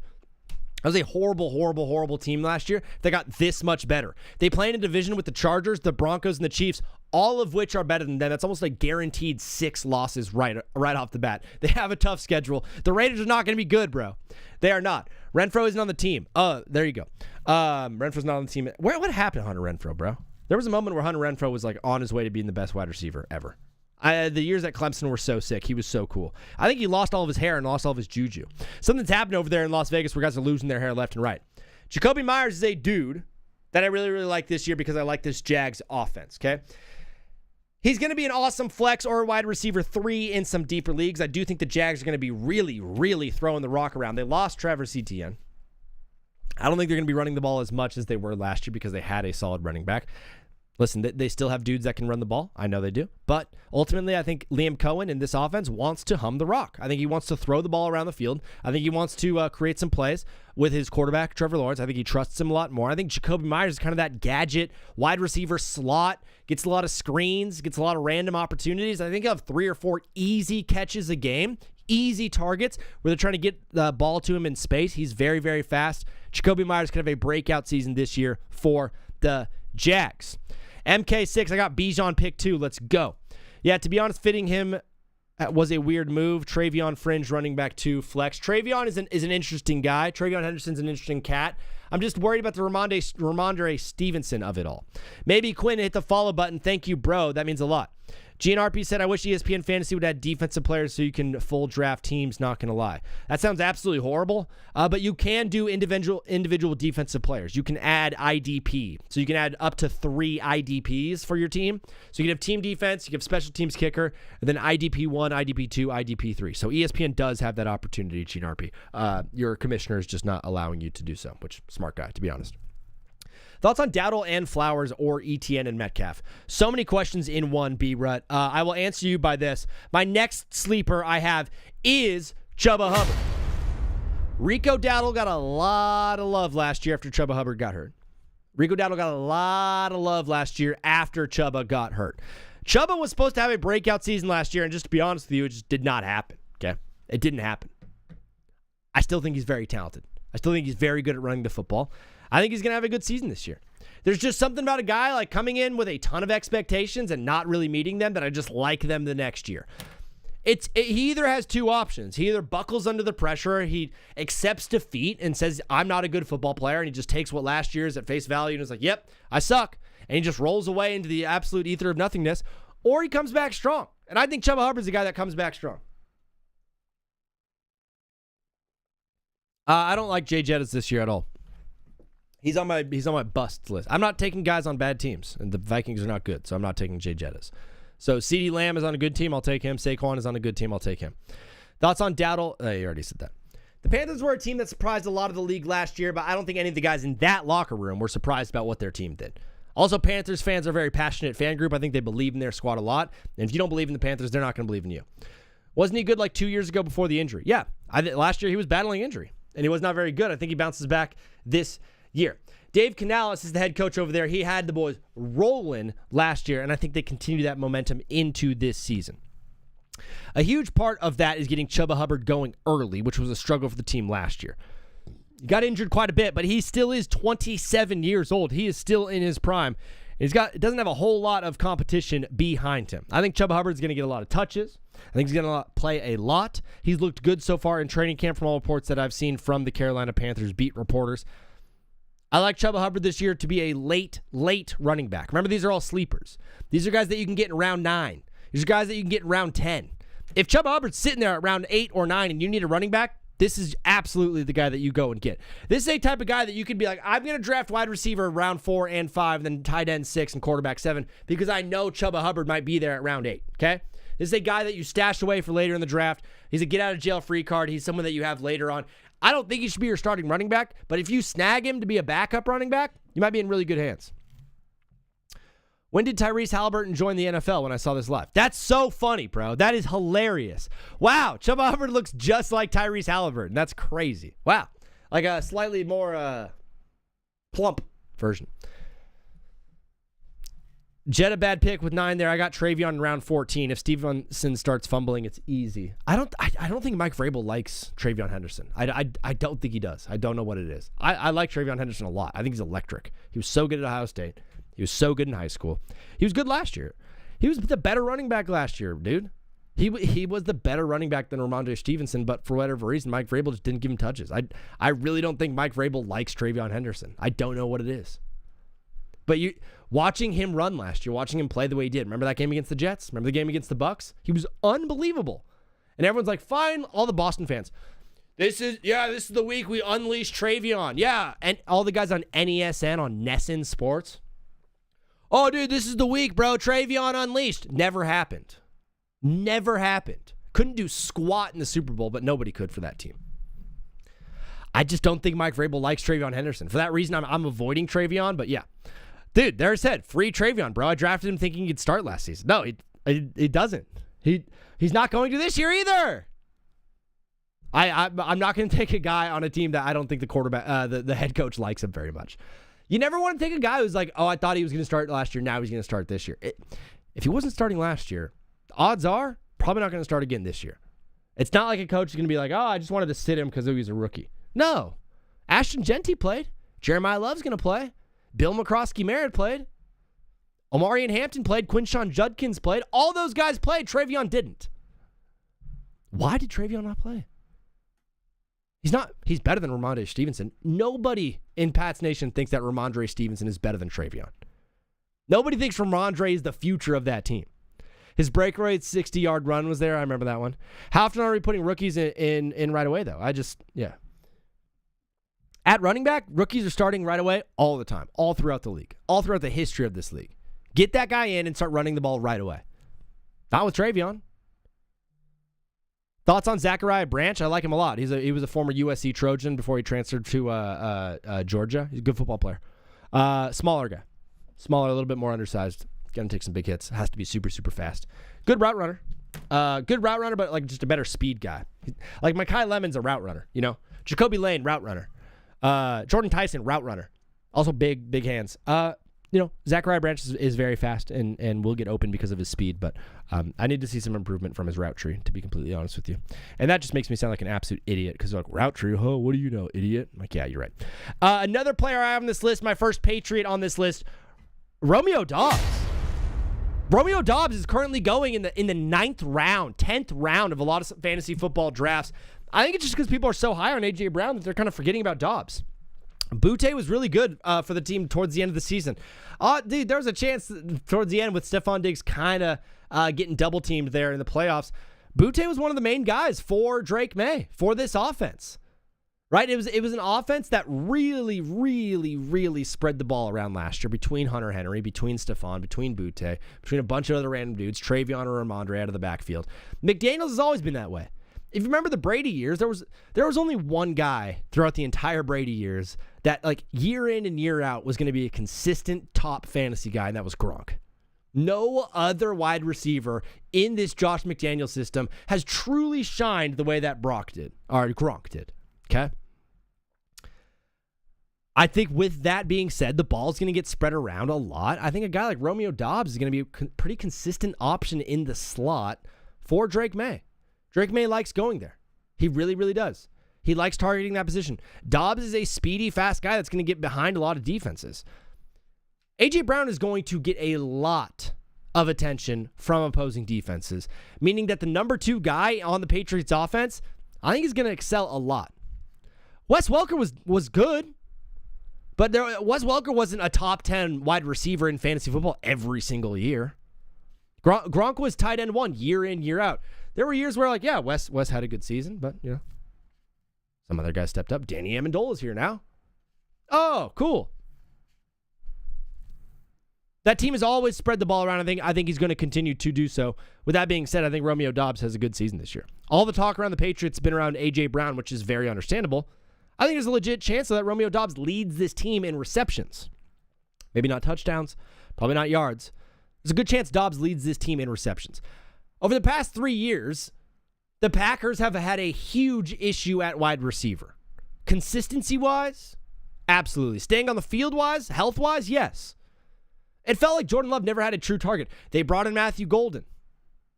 He was okay. They brought in dudes, Christian Watson. He was okay.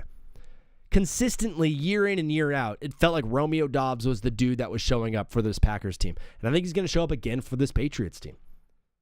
First time we've seen him outside of this Packers organization. I think he's going to have a lot of fun in that offense, and I think Drake May is going to get the ball to him a lot. Golden was a bit underwhelming. Yeah, he was very, very well underwhelming. I'd rather take Debo or Diggs. So these... Okay. Old 2D, I hear what you're saying. These are fantasy football sleepers. These are guys that you can get in round 10. I don't think Debo or Diggs is going to be available. Debo might. I don't think Stephon Diggs is going to be available like late in round 10. These are guys that you can get as like a bench player or a potential flex. Or someone that you could fill into your roster later on. Someone that's surprising. So that's what this list is about. These are sleepers. How do you like Golden this year? Speaking of him, I don't know. I still can't trust a single Packers receiver to be on my fantasy team. I can trust Jordan Love maybe to be my quarterback. I can trust Tucker Kraft to be my tight end. If Josh Jacobs isn't going to jail, I trust him to be my running back, but I'm not drafting any Packers wide receiver this year. It's too much. It's too up in the air. They're all just kind of the same guy. They're all Watson and Golden are Matthew Golden are very similar builds. They're very similar players. They're kind of the same guy. It's kind of just like whoever the defense allows to get open is going to be the guy that week. I don't want a guy on my fantasy team who I don't know if he's going to show up week in and week out. So that's why I'm not high on any of the Packers wide receivers. I still believe in LaFleur and that offense. I believe Jordan Love's a capable quarterback. I think Josh Jacobs can run the ball pretty well. I think there's a chance they get solid touches, but 1 week Matthew Golden has 8 catches for 110 yards and a touchdown, and you're like, oh, cool, he's the guy.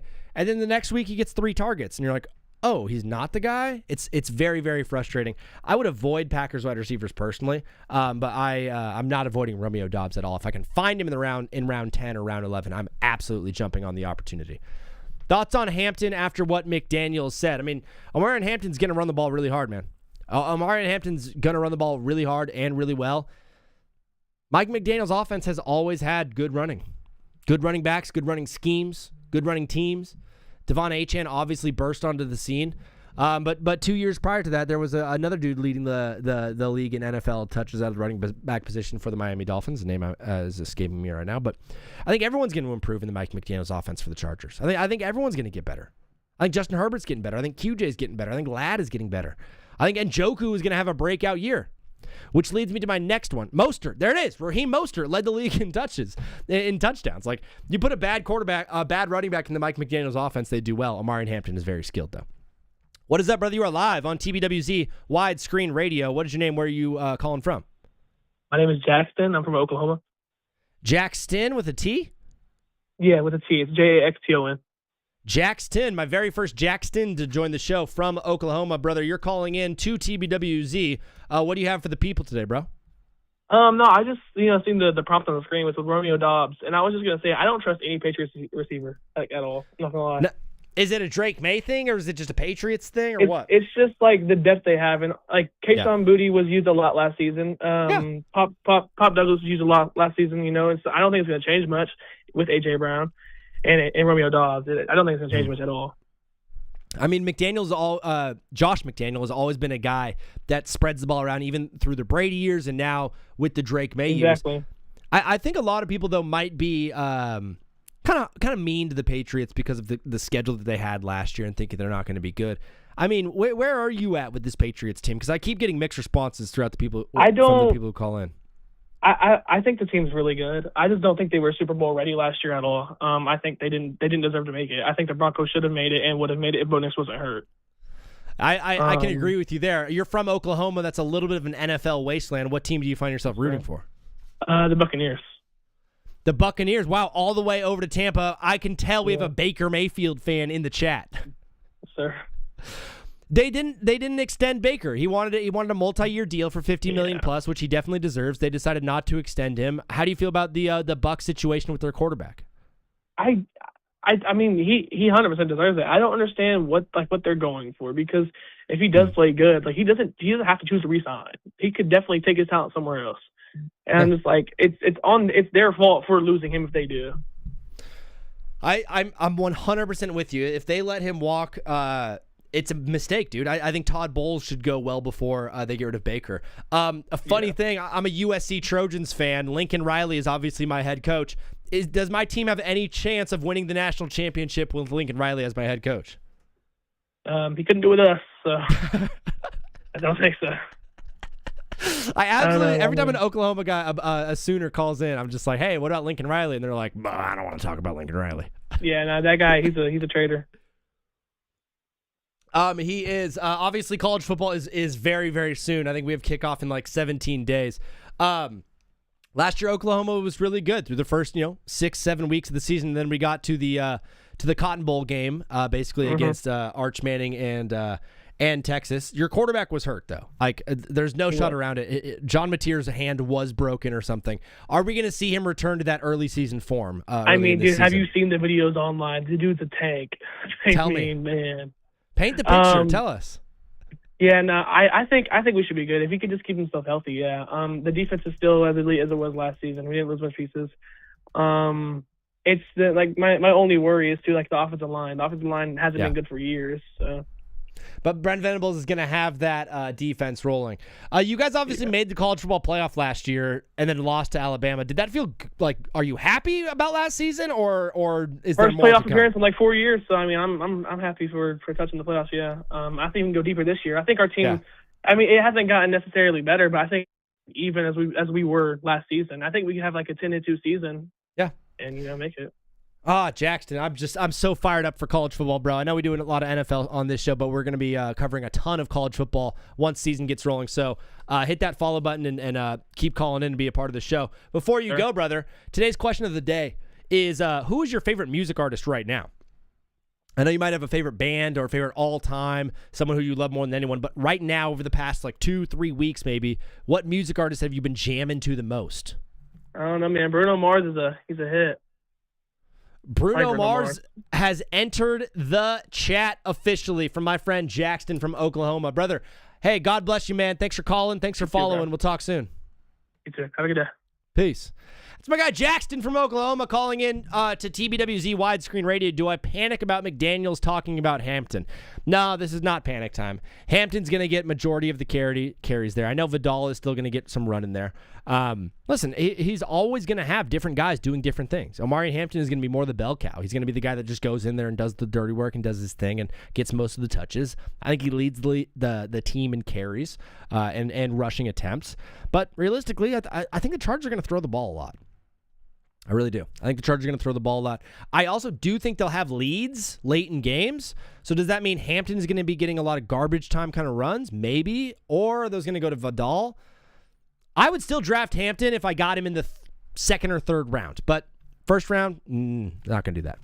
What is up, brother? You are live on TBWZ Widescreen Radio. What's your name? Where are you calling in from? My name is Eli. I'm from South Carolina. Eli from South Carolina. What NFL team do you find yourself rooting for? So I'm a Giants fan, and I kind of came to ask about, do you, more of a question, do you evaluate fantasy teams? Yeah, sure, bro. I do whatever you want. Okay, so I'm in a 14-team league with PPR. Real man. I drafted at the 113, which is very.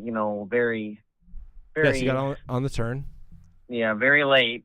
But I managed to nab a few guys that I really like. Okay. So do you want me to read it out in order or by position, or what do you prefer? Let me just get your flex through quarterback. So quarterback, I got Dak and I got Kyler. I love Dak. I think Kyler's a good guy to have on the back burner. I really don't think he's going to play too well this season, but that doesn't mean he's not going to have good fantasy points. Dak Prescott, however, I have very, very, very highly ranked for quarterback, so I think Dak is great there.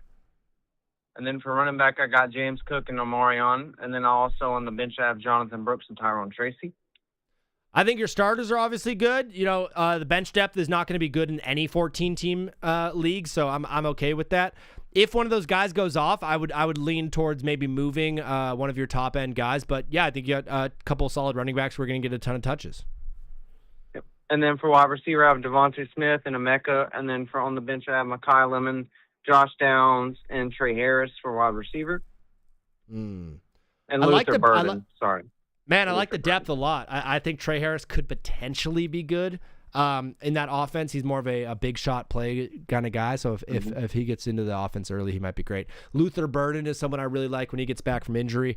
I think you got a solid running back wide receiver room. The tough part is you have Mekhi Lemon and Devontae Smith. I would consider, let's say week one of those guys goes absolutely off. I think you might try to trade him and sell high on one of those Eagles players because I don't like having two guys on the same team personally. But Emeka Egbuka is going to absolutely feast this year, bro. Great pick. Thank you. And then for tight end, a lot of the tight ends got drafted way earlier, like 2 rounds ahead of time. So I only managed to snab Kyle Pitts and Juwan Johnson. I think those are both great options. I think Kyle Pitts is going to have a good season. I think Kevin Stefanski loves to get the ball to the tight end, and he loves to run the football. I think Kyle Pitts is going to be a really good for that team. I think you had a good squad. So who are you going to start at flex? Probably Mekhi Lemon? So right now I'm between Luther. If he's not ready, then I'm probably going to start Downs at the start. It's between Downs, Tracy, or Lemon. it's kind of risky to play both Philly wide receivers at the same time. But I'm also paying attention to Tracy just in case Scadaboo's not healthy, because I doubt even if he is healthy, he gets a lot of the carries at the start of the season. And me as a Giants fan, I love Tyrone. It's a great team. It's a great squad. Eli, I appreciate you calling in. Give me just 1 minute on where you're at with the Giants. I'm watching ESPN. A ton of people are like, the Giants are going to make the playoffs. And then others are like, I don't think the Giants are going to win more than 5 games. It seems very polarizing right now. Where are you at with this Giants team? So I think it can go one of two ways. I think that on the very optimistic end is that Malik comes back and he doesn't miss a beat. Same thing with Scadaboo. Yeah. And we're hoping that this secondary is not as bad as people think it will be, because there's a lot of questions from training camp around Paulson. Deontay apparently looks really good, which is very very good. But we need to hope like the secondary with Javon Holland, who had a bad year last year, and then Tyler Nubin, who hasn't lived up to his second-round draft reputation. But I do like the addition of Darius Washington and Greg Newsome, along with the addition of the Tennessee corner. I think his name is Colton Hood. And then Arvell Reese is going to be a stud. I think him and Abdullah are going to get a lot of value, especially the front seven. The only question I have for the front seven is the 3 defensive linemen. But for the offensive line, I think I'm a little higher on it than most people are. I think with the addition of Maui Noah, I think JMS will be solid. I think our left guard will be solid. I know Andrew Thomas is a top 3 left tackle in the league when he's healthy. And then you're just hoping that Jermaine Illuminor picks up where he was off, where he left off last season. So, I'd say top 7, 8-ish right tackle in the league. Yeah. The question is mainly for the offense, can Jackson start, take the next step, and can that offense stay healthy? I mean, is it going to be Jackson start or Jackson fart? I think that's the question. That's the question. I seen him going like 80 overall on some ESPN on fantasy, and I'm like, I'm not drafting him. I love Jackson Dart. Yeah. But as long as he can take care of the ball, a lot of people are not high on the addition of Matt Nagy, but I think he helps address some of the strengths of Jackson Dart in that short to intermediate route. Yeah. Some play action stuff. He's not going to be great in the deep ball, especially if Malik's not going to be, getting the ball early on, or he's not going to be 100%, which I fully expect Malik not to be 100%, even if he is starting early on. Eli, brother, I asked for 1 minute on the Giants, and you gave me 3. I love a man who's dialed in about his team. We're live Monday, Wednesday, Friday, 3 p.m. to 6 p.m. Pacific time. So every single Monday, Wednesday, Friday of the football season, we'll be live taking calls. So please, brother, call back into the show once season gets going a little bit and whenever we're live. And we'd love to hear more from you, bro. But before you go, today's question of the day on this show is, who is your favorite music artist right now? I'd say Sleep Token. What is it? Sleep Token? What kind of music do they make? They make a lot of like rock. I guess I don't know how to describe it. You'd have to listen to it to understand it. It's very unique. Absolutely love it. Eli from South Carolina. God bless. Thank you for following. Thank you for calling, and we'll talk soon, bro. All right. Thank you. Peace. That's my guy Eli from South Carolina. While he was on the phone, I did update the graphic. I have another fantasy football sleeper, David Njoku. One of the more athletic, one of the more talented tight ends that we have in this league, is now going to be in this Mike McDaniel offense with Justin Herbert, the best quarterback he's ever played with. And it's also, most likely, outside of Hunter Henry, the best tight end Herbert has ever had. I think it's a mutual relationship. I think both guys feast. Really like David Njoku late as your tight end 2, potentially becoming your starter. What is up, brother? You are live on TBWZ Widescreen Radio. What's your name? Where are you calling in from? What's going on? Noah from Queens. Noah from Queens, New York. Brother, you are live on TBWZ Widescreen Radio. How is this beautiful Monday, August 10th treating you so far, Noah? Did you work today? Yeah, I worked, but, weather's nasty out. But it's nasty. Where do you work? I work actually in, construction. So let's go, right bro. Now I'm working in far out Queens, but nice. Right. I work as an editor, and I work in a restaurant, and then I do this. So I'm busting butt just along with you, brother. But you're calling into the show. What did you have for the people today, Noah? I'm just itching for football. I'll talk about anything football. Bro, I'm absolutely itching for football. Today I'm doing my fantasy football sleepers. Is there anyone that you're targeting in later rounds, maybe 9, 10, 11, 12, that you think could potentially be league winners? Ooh, it's hard to predict that. In my opinion, I always whiff on those. But I'm a Giants I think fan, it's a little bit easier than to do teams. I've been trying to think of like what are some sleeper teams out there that you might maybe miss the playoffs last year, but you think of a really good chance of surprising people and making the playoffs this year. I think some people sleep on the Commanders. I mean, I'm a Giants fan, so I'm always gonna have a little bit of optimism for us. Yeah. But other than that, I think Washington. I think Jaden Daniels is a very, very good quarterback. Yeah. You said you're a Giants fan, and we just got off done with Eli. He was talking about Jackson Dart. Last year, we were very, very high on Jackson Dart early on, and a lot of it was because of his playmaking ability. I thought the only thing that kind of, because I'm also an Ole Miss fan, so I watched Jackson Dart play a lot of football. He can be a little bit reckless. He can be a little bit a wild out there, a little bit of a wild card. Where are you at with year 2, Jackson Dart? What do you need to see from him to know that this is your franchise guy? I think you just need to see him first. He has to be healthy and consistent, because I know last year was his rookie year.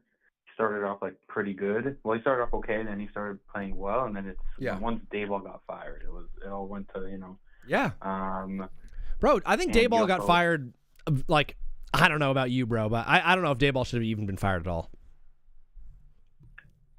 The blame had to go on someone. I think they should have retooled with all the coordinators. All the coordinators were awful. Like every single one of them was so bad. I like Dayball, and I think that he set up quarterbacks for success, but I also don't know if he was good enough to be a head coach. I think he was a good coordinator, which is why I really like where he's at in Tennessee. That's why I have Tennessee as one of my sleeper teams in the NFL this year. I think the fact that they got Brian Daboll as the offensive coordinator, Cam Ward's a good quarterback, Robert Saleh is going to have the boys buzzing. I think there's a chance Tennessee makes some noise this year. Yeah, also they're in like kind of a division that's a little shaky. I think Wan'Dale Robinson's actually a good call for like someone who you could get later on in the drafts.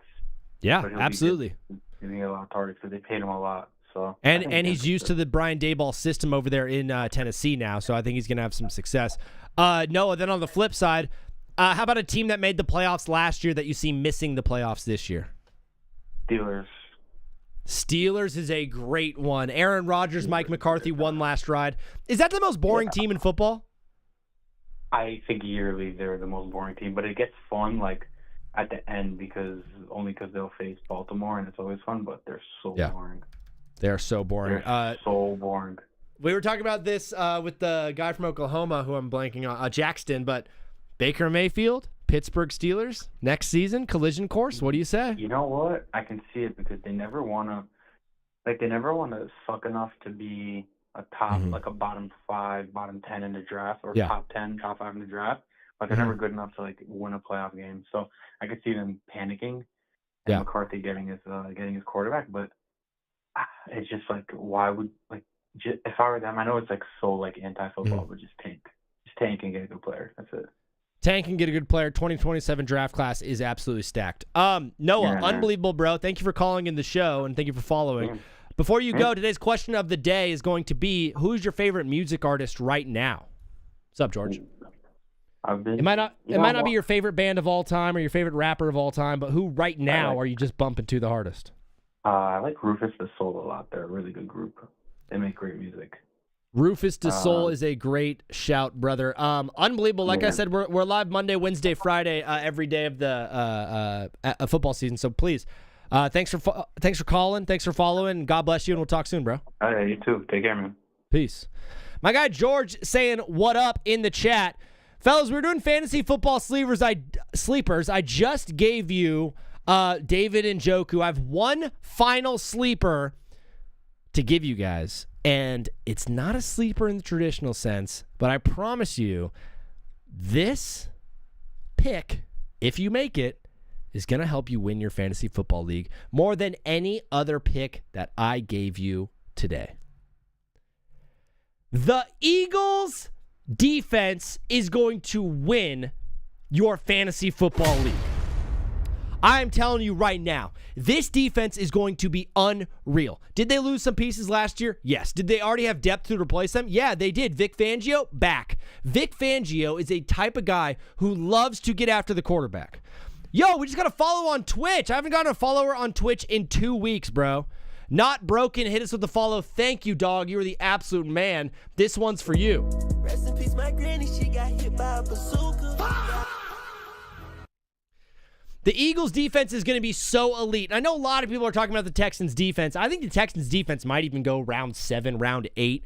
If you find yourself with a chance in round 9, round 8, round 10 to go out and get the Eagles' defense, you absolutely have to. This team was last year flying around the field every single time they went out there. The Eagles, the only reason they were even in the playoffs was not because Saquon, not because of Hurts, not because of A.J. Brown, not because of anything the offense did. The offense kind of stunk last year. The only reason the Eagles were any sort of competitive was because of how good that defense was. I really, really do believe in this Eagles defense. And we just got another follow on Twitch. Camelo's son followed on Twitch as well. Are we kidding me? Rest in peace, my granny. She got hit by a bazooka. Wow, 2 followers. Yeah, literally, I got Not Broken and Camelo's son. Before that, the last follow was 10 days ago. Needless to say, show's not doing too well, brother. But we're doing better today. Having a good one. Thank you for following along. Thank you for jumping into today's show. Yeah, gonna miss Nakobe Dean too. They're gonna miss some players. I really, really believe in this Eagles defense. You're talking about the Houston Texans. You're talking about the Los Angeles Rams drumsticks. Those teams are gonna get picked before the Eagles. These are fantasy football sleepers. These are guys that you can get later on that I think are gonna help win your fantasy football team. Just because the Texans have more dudes doesn't mean they're gonna score more points than the Eagles fantasy football wise. Just because the Rams have more dudes does not mean they're going to score more points fantasy football-wise than these Eagles. I think the Eagles have a pretty favorable schedule, too. I don't see the Commanders having a lot of offense. They play them twice a year. I don't see the Giants having a whole ton of offense. They play them twice a year. I really do believe in this Eagles defense being something that can win you your fantasy football team. Not Broken said Trey Harris is going to be a stud. People forget what Keenan Allen did last year, and don't be surprised if he takes over the number 2 spot over Quentin Johnston. Trey Harris went to Ole Miss. I watched him play a lot of football in his career at Ole Miss. Had a great connection with Jackson Dart, Lane Kiffin, all of that kind of stuff. I drafted him last year. I expected him to be a lot better than he was. He wasn't. He wasn't very good. He dropped some passes, which is very tough, but he's probably the fastest guy we got right now. And in a Mike McDaniel's offense, Trey Harris, I think, is going to get a lot of love and a lot of schemes going his way. So, can I see Trey Harris getting an opportunity? Yes, I can. He has to make the most of the opportunity, though. If he goes out there and he gets an opportunity to start or get some real run with the number ones and play in the offense week 1, 2, or 3, he needs to take advantage of it. If he doesn't, he's not going to get another shot. But I'm with you. I believe in Trey Harris. What is up, brother? You are live on TBWZ Widescreen Radio. What is your name and where are you calling in from? What's up, Zach? It's George from Florida. It is my guy, George from Florida. You are back on the line, George. How are you doing today? How is South Florida treating you? It's great. It's great. Can't complain. The only thing you can complain about is probably the Miami Dolphins. Yeah. Yeah. What is it like going into a football season being ranked 32 out of 32? You know, it's not great, but that's why we got multiple sports here, you know. The Miami Heat are going to win the chip. There you go. We're already on the Giannis train. If the Heat didn't get Giannis in the offseason, I think South Florida might have just fallen into the Atlantic Ocean. But, brother, we're live right now, and I know we're talking fantasy football sleepers. We're talking NFL sleepers. We're talking potential MVPs. What did you want to talk about today on TBWZ? Probably fantasy sleepers. I'm a big fantasy guy. Okay. You're going to probably freak out, but I'm in a 16-team league, money league. So, like, that's all what it's about. It's like you could draft the best people that are going to pop late rounds because you can't really get nobody. Well, you could get that 1 or 2 studs maybe if you have a good position. Yeah, but just yeah. On playing in a 16-man league, because I'm going to be joining a 16-man league this year. That's really, really weird. But how much do you value quarterback more in a 16-man league compared to something like a 10 or a 12? You definitely value them more. So I was in one last year, and who did I draft? Because the difference between having Josh Allen and Jacoby Brissett as your starter is pretty big. Yeah, for sure, yeah. It just depends who's there. If you're not, I wouldn't take Allen over like a McBride or somebody like that. Like Allen probably goes in like the second or third in a 16-team league. It just depends who's there. I don't really value them that much. I luckily hit on Drake May last year. Nice. Who was going in like the 8th or 9th, somewhere around there, something crazy late. And which is where you win leagues. In that 9th, 10th, 11th round, I think is where most leagues are won. You get a breakout star in there that carries your team, and you're able to make a couple of trades. That's huge. So I went over a couple of my fantasy sleepers. Give 2 or 3 for the people real quick, George. Okay, so I'm sticking with that QB strategy going late. I do not hate Tyler Shaw out of New Orleans. I feel Tyler like Shaw, New Orleans Saints. Great pick. Yeah, they're not going to be – I feel like they have a chance to make playoffs. Maybe like they're going to be competitive. I feel like. Yeah, Kellen Moore is an awesome offensive coordinator. He's the head coach there. It's going to be year 2 with Tyler Shuck. If you remember, he didn't even start last year with Spencer Rattler, so he hasn't even had a full NFL season underneath his belt. So he's going to have that. He's got Jordan Tyson. He's got Chris Olave. They've got weapons. They got ETN in the offseason. I think the Saints offense is going to be good. I think Shuck will be good in that offense too. Yeah, for sure. I feel like they're just going to be a lot. Because when you're down, you pass a lot, but I feel like they were running a lot. And I don't know what the situation with Kamara is. So if Etienne's going to be good, but I like Shaw. I think every year we're like, this is the year Alvin Kamara sucks, and then he's really good, and it's like, okay, next year will be the year Alvin Kamara sucks, but maybe it is this year. So you gave us Tyler Shuck at quarterback as a sleeper. Who else you got? Like at tight end, normally I would never draft McBride or Browers in the second or third. I just feel like the value is like not there. I'd rather go receiver or running back, whatever my team needs. So late, I used to like before the Commanders got Diggs, I like Chig Okonkwo. Sure. But I also don't hate Likely. Jackson Dart loves his tight ends. I had Theo Johnson last year, and he's gone now, and Likely's just way more better athletically. I mean, we saw what he could do, and like he was the tight end 2 on the Ravens with like being the backup to Andrews. And we saw what he could break some games, and he's a tight end 1. I like that late.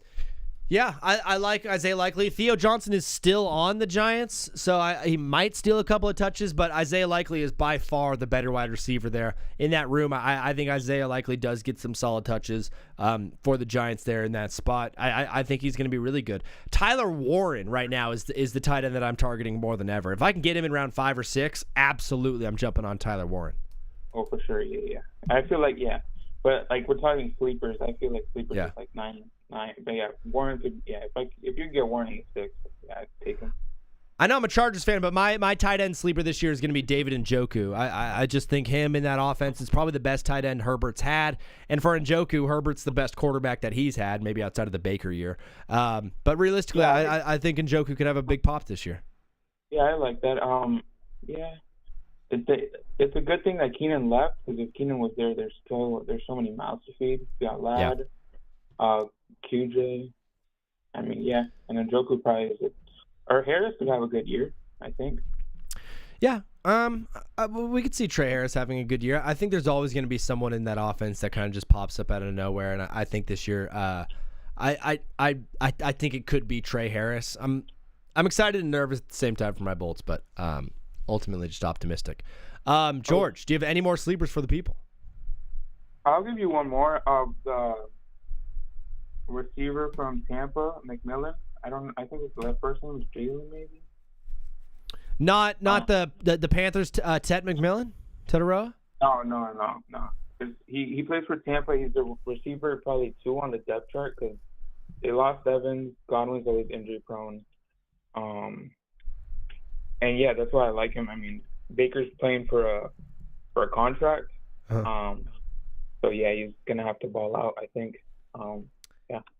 Yeah, Jalen McMillan, Emeka Egbuka, and Chris Godwin. So technically he's probably going to be the 3rd wide receiver, but I like it. Jalen McMillan, first I've heard the name, so you heard it here first on TBWZ. George, very, very insightful call. If you want to call in throughout the weeks leading up and do some fantasy football booms and busts, that'd be huge for us. For sure. Before you go, dude, question of the day on today's show, who's your favorite music artist right now? Who you bumping to? I have to go Don Toliver. I'm going to his concert. He's coming in 12 days. I think it's August 22nd. Gonna go watch him with some friends. Where is he at Space? No. He's performing. He has a concert at Kaseya Center, the Miami Heat Stadium. Yeah, the former AAA. Yeah. Former We're gonna AAA. hit that up with the boys and have a good time. So yeah, he's a great one of those. Love downtown Miami. It's a great little area.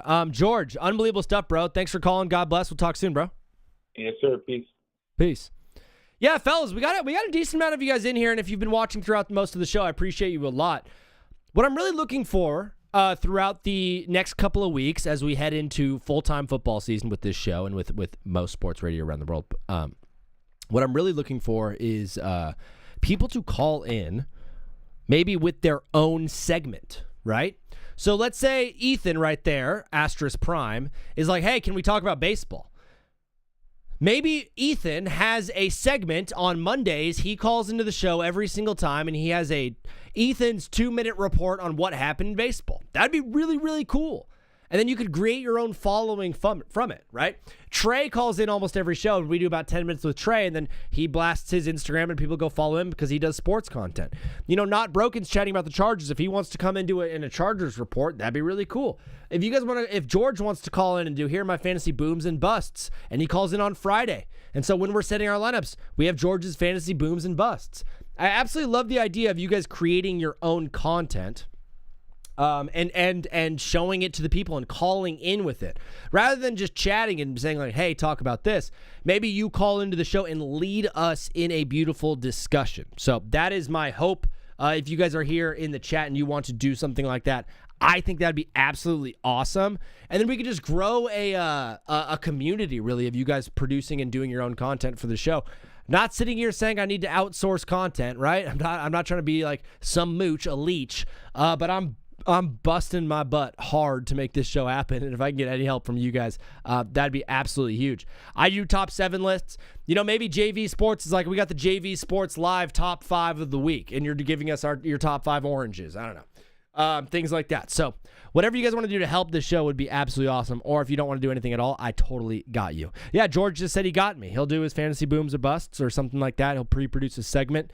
Dude, and if it's a good segment, I can make you your own music. Kind of like when I did the Who Starts game. Who will be starting? So like, if we have someone who's like, hey, yo, I got a fantasy football thing, a segment, I can make you your own song and stuff like that. So, which would be fun. So, fellas, if you guys want to call into the show, the number is 213-352-5216. We are back to going over my top 7 MVPs heading into the football season. Very, very, very excited about them. If you disagree, if you think I'm wrong, if you think I'm stupid, feel free to call into the show, 213-352-5216. I can do a Red Wings report every week during hockey season. Drumstick, couldn't ask for anything better than that. What is up, brother? You are live on TBWZ Widescreen Radio. What's your name? Where are you calling in from? Hey, it's your boy, Bruce. It is my boy, Bruce. You went by a different name last time you called in, or was this the made-up name? What? You're right. Bruce, where are you calling in from? The Great North. Oh, yes, my friend Bruce from Canada calling in to the show, brother. Canadian Football League is underway, right? CFL is booming? Yeah, but I don't watch that. You don't watch your own country's greatest sport? Nah, that's just lame, bro. Hey, NFL is way better. NFL is way better. Bruce is a Bills fan. Did you see all of the news about the new Highmark Stadium having a bunch of limited view seats? Yeah, I mean, I'm going to be honest, it's not that many seats that you can't see go from, so I don't really care. But, hey, what do you think about their Nickel City jerseys or whatever they're called? The new Nickel City jerseys from the Bills, the like silver and like royal blue ones, I'm not going to lie, I don't really like them that much. Really? I'm not. I mean, I'm not a big fan of the helmets, but I don't mind the jerseys. If they had a great helmet. I like when they had the red jerseys, bro. I think that was sick. Yeah, the red jerseys were nice. I think if you're gonna do an alt as the Bills, I think the red jerseys are the way to go. Are way cooler than the Nickel City ones. What about a baby Josh Allen looks good in blue anything, man. jersey? What was your question? What about like a baby blue jersey? Baby blue would be really cool. I think an underrated jersey from last year was the Patriots winter ice jersey. It was like slightly gray, slightly light blue. They used them against the Jets. Those were a really pretty jersey. But yeah, man. I mean, Josh Allen will look darn good in anything, man. Is he up there in the most handsome quarterbacks in the league? Oh, top. Whoa. 3. Justin Herbert would like a word. Justin Herbert and Joe Burrow are probably ahead of him, but Josh Allen's right there. Josh Allen's right there. I think, we're at the end of his career, we're going to talk a lot about Pat Mahomes versus Josh Allen. At least one thing Mahomes never did more than Josh Allen was be hot, correct? Yeah, fuck Mahomes, right? Sure, no cussing on the show, but I'm absolutely with you. Shoot, I'm sorry. You're good. I just get in trouble on TikTok. But Bruce, we are doing an MVP top 7 rankings right now, and I have Josh Allen at number 4. He's obviously won MVPs before. He's led this team before. I think it's a little bit of a different season with Joe Brady being there, a little bit new for Josh. Where do you feel like Josh Allen is this year amongst all the other MVP candidates? Depends how Kincaid, Moore, and frickin' Keon Coleman does. Yeah, I mean, it does depend on his skills positions and his offensive line. One of my worries about the Bills is it feels like every year once playoffs roll around and games get tight, it just becomes into Josh Allen hero ball. Do you think with the additions that they've made to the offense, we can rely on some other pieces in this offense and not just, hey, Josh, quarterback power, run it and do our thing? Yeah, literally. Yeah, literally. Bruce, great stuff, brother. Did you have anything else for the people on today's show? Hey, when you're talking about that segment or whatever where we can have our own thing, hey, we should do that. Yeah, I would absolutely love that. So what I want to do is you guys can have your own segment of the show, and if you want to join the Discord, and then hit me up offline and be like, hey, I want to do this at this time. We can kind of schedule out times for you guys to call in. It'd be really sick. All right, perfect. You're on Mondays, right? Monday, Wednesday, Friday from 3 p.m. to 6 p.m. Pacific time. So that's 6 to 9 Eastern. All right, perfect. I'll call in on probably Mondays or Fridays. Mondays or Fridays is great. I just put a link to the Discord in the TikTok chat. So if you want to join the Discord and hit me up there, it's the best place to communicate. But Bruce, before you go, the question of the day on today's show is who's your favorite music artist right now? Probably Nirvana. Yeah, Nirvana. Let's go with that. Bro, I absolutely love the little throwback to the 90s, a little Nirvana action in there. Unbelievable from my friend from the Great North, Bruce. Unbelievable stuff, bro. God bless. We'll talk soon. All right. That is my guy, Bruce, who wants to do a segment on this show and be a part of the weekly format of this show. And pretty much just gave us a whole bunch of nothing in his call today. So, was that a good audition for Bruce? Absolutely not. But Bruce's first call was so electric that, of course, we're going to give him as many opportunities as he wants. We're watching the Blue Jays and the Red Sox right now. The Red Sox are the hottest team in baseball, bro. The Red Sox are so good at baseball. The only other team that I'm watching right now and is playing as close to as good as the Red Sox are is, of course, the Chicago Cubbies. Love that team. If that's not America's team, I don't know what is. What is up, brother? You are live on TBWZ Widescreen Radio. What's your name? Where are you calling in from? I'm Sean. I'm from Michigan. Sean from Michigan. Is it S-E-A-N or S-H-A-W-N? S-E-A-N. Do you make fun of the other Seans out there that are S-H-A-W-N, like Sean the Sheep? Yeah. They're not as tall and cool and handsome as you. Yeah, I mean, that's fair, but my name's the Classic. Yeah, you are the classic and they are the spin-off. You're the original, they are the sequel. Yes. And don't even get me started on when you spell it with a U. Oh, I'm going to get you started. I think S-H-A-U-N is a great way to spell the name. I mean, all right. I got you started. You said don't get you started, and all you gave me was an all right. Yeah. But all right, we're officially going to change on the screen the spelling to S-H-A-U-N just to really get you started. All right. Sean, you're from Michigan. Are you a Lions fan? I am, and I'm looking forward to the season. I know a lot of people have been talking about the Lions like, oh, they missed their window for the Super Bowl. Sure. But I think last year was a step back, but I do think they're going to pick up from the momentum they set 2-3 years ago. Wow, is this a rare step back that's actually a step forward? Yeah, I mean, injuries have been a problem. Especially to the secondary. Oh, yeah. Yeah, I think with the offensive line, that was a lot of the issue last year, and the secondary being injured. I think with the Montgomery for Juice Scruggs trade, like, the Lions' offensive line is not great, but it's better. And I think with Gibbs, I think that the offensive line isn't going to be a problem this year. Mm-hmm. Yeah, I think the offensive line did get better. I think Gibbs is going to be an interesting part of this offense.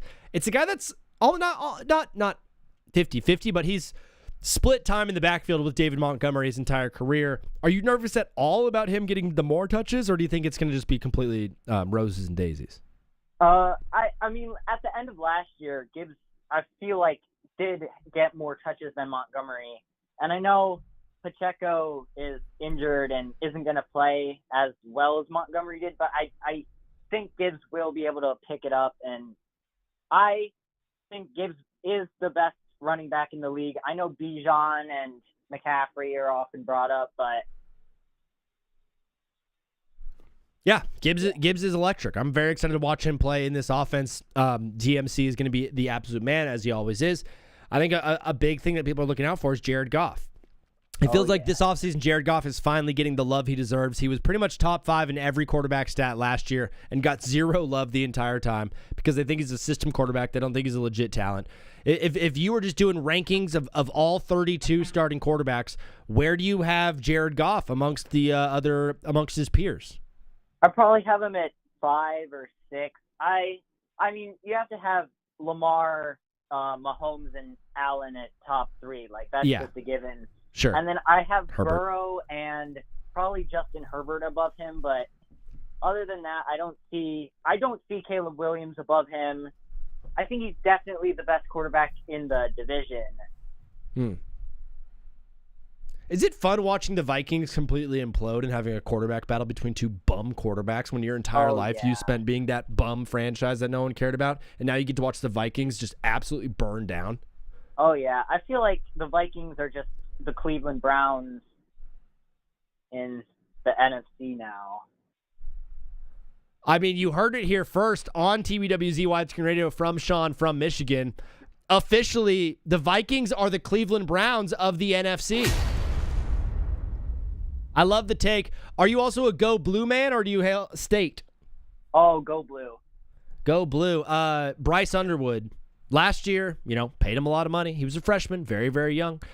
Very, very, very young kid. Did not have the season I think that he wanted to have for Michigan fans. Where are you at with Bryce Underwood in the quarterback situation with Michigan? I think he'll be a little better this year. I don't know. I'm not a huge college football guy. I'm more NFL and college basketball, though. I'm all for. I know they won the championship, but Yaxel Lendenberg is kind of the story right now for Michigan basketball. Oh, yeah. He's going to be good for the Warriors. Are the Warriors going to be decent at all? I mean, Curry and Yaxel is going to be a force, but I do think they should be good.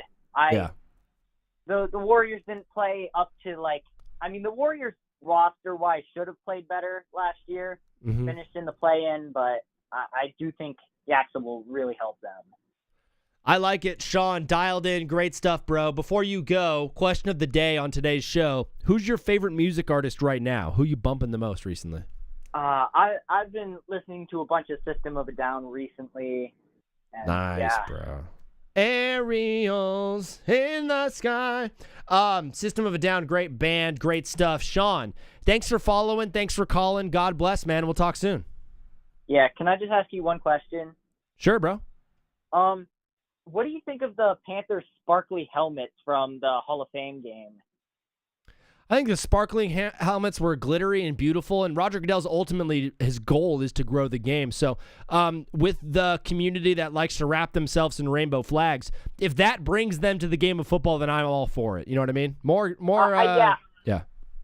More pride in football. If you told me a team was going to go out with glittery, sparkly helmets and it would look tough, I wouldn't have believed you until I saw those helmets. They were so beautiful. They were gorgeous. I love some good helmet talk. Some of my favorite helmets they do every year are like the Rose Bowl helmets. They always have some like a little glitter, a little bit of roses on there. Always beautiful, always lovely. Sean, you're the man, bro. God bless. Talk soon. Yeah, see you. Yeah, see you. Unbelievable stuff from my guy Sean. Bake Show is in the chat saying Baker needs to be on the MVP list this year. Prior to the contract extension stuff, I would have disagreed with you, but now that there's some contract extension stuff going on with Baker Mayfield and with this team, we might have that revenge tour. Might have that Baker Mayfield revenge type beat going on today's show. I mean, on this season. I think it's entirely possible that he comes out and balls out. Will he, though? Won't he, though? I think the real issue is more just the Bucs offense in general and Todd Bowles just not being a good coach. Bucky Irving can run the ball. Sometimes he can't. Sometimes he can. No Rashad White, though, so I think Bucky will get some more touches. Obviously, Emeka Egbuka, great wide receiver. I've been saying that recently. Great wide receiver. I think Emeka Egbuka could have an unbelievable season with Baker. The thing about Baker, though, when it comes down to, how do I put this? Make or break seasons and the nature of the style in which he plays, he's a guy that really puts it all out on the line. Really willing to give up his body and put it all out on the line. And sometimes that turns into a guy like Baker getting a little bit hurt and playing through injury. I'm a little bit nervous about the Bucs as a whole, but can Baker have an MVP season? I guess so, but is it possible? I probably don't have him in the top 10, no. Jude with a J is in the Twitch chat. First-time chatter. What's up, bro? Good to see you. How do you think Fernando Mendoza is going to be on the Raiders? First of all, Kirk Cousins is going to be the starting quarterback for the Raiders, so Fernando's not going to be the starter. So if you're thinking about fantasy football, I would not draft Fernando. He's a guy that's going to be available later in rounds, unless you're in like a dynasty type thing. But I think Fernando Mendoza has the opportunity to be a good football player. He plays for a really bad team and a really bad, poorly run organization. It's a brand new head coach, so can things get turned around? Sure. I'm just never really high on any quarterback going into a situation like the Raiders. Last time we saw a really good quarterback, number one overall, national champion, Heisman type guy, go and to a bad organization was Joe Burrow to the Bengals, really. It's like, and where are we at with Joe Burrow and the Bengals now? I mean, there was a couple of seasons in there where we're like, hey, dude, really good squad. They're going to be good for a long time. And now we're kind of like, I don't know where I'm at with the Bengals. So do I believe Fernando Mendoza could be good for the Raiders? Yes, I can. We just got a home run. First run scored of the game. It's now 1-0, bottom of the fifth, Blue Jays over the Red Sox. I don't know. But he's not going to be starting, so I wouldn't draft him anything. Let me up. We don't do let me ups. We do call in. So if you want to call into the show, it's 213-352-5216. If you want to call in to today's show. We have about 30 minutes left in today's show. Nothing really hitting too hard. I think we should go with some NBA to finish today's show, maybe. Maybe we do a little bit NBA to finish the day's show. If you guys are into that, and if you're not, come on, gang. No, Anthony, you call the phone number and then you're up. So it's 213-352-5216. If you want to call into the show, talk NFL, talk whatever you want, it's 213-352-5216. You call and then I answer. What is up, brother? You are live on TBWZ Widescreen Radio. Which name were you calling in from? Ethan from Indiana. My guy Ethan from Indiana. Drumstick has been watching the show. Appreciate you, bro. You're the man. I'm going to actually follow you back real quick, Drumstick. But he said with the exception of Mendoza, will any rookie quarterback play? And I think the only rookie quarterbacks are what? Carson Beck, Ty Simpson. Who else? Who am I missing? I'd give you Carson Beck. Maybe not Ty Simpson.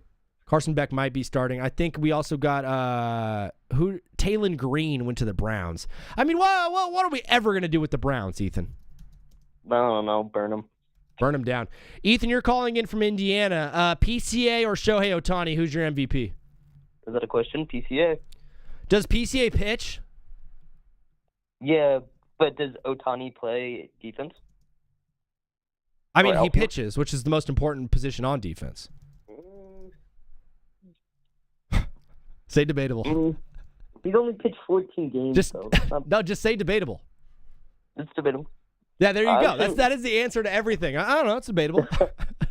Brother, the Cubs look really, really good right now. Obviously, PCA's MVP form, but the Brewers continue to win with the Miz. Is there any shot you guys overtake them and are able to win the division? No. That's what I wanted to call it, though. I liked our signings over the break. I don't think Kevin Gausman was enough. For our lowest ERA for a starting pitcher is 3.16. It's Shoto and I forget his last. I don't know. I can't pronounce the last name. Imanaga? Yeah. And for our closing pitcher is Jacob Webb. He's not a closing pitcher. Mm-hmm. Yeah, I mean, the closer position is kind of, I still think it's up in the air. I think there's a shot they give Zephyr a shot to close a couple opportunities and see if he's the guy. But ultimately, I think you got arms. I think you got dudes. You bolstered the team. You got better. You got Gausman. We needed a strikeout guy though, and that's not what Gausman isn't a guy to go out there and get strikeouts. Our highest strike, Shota only has 125 strikeouts in him.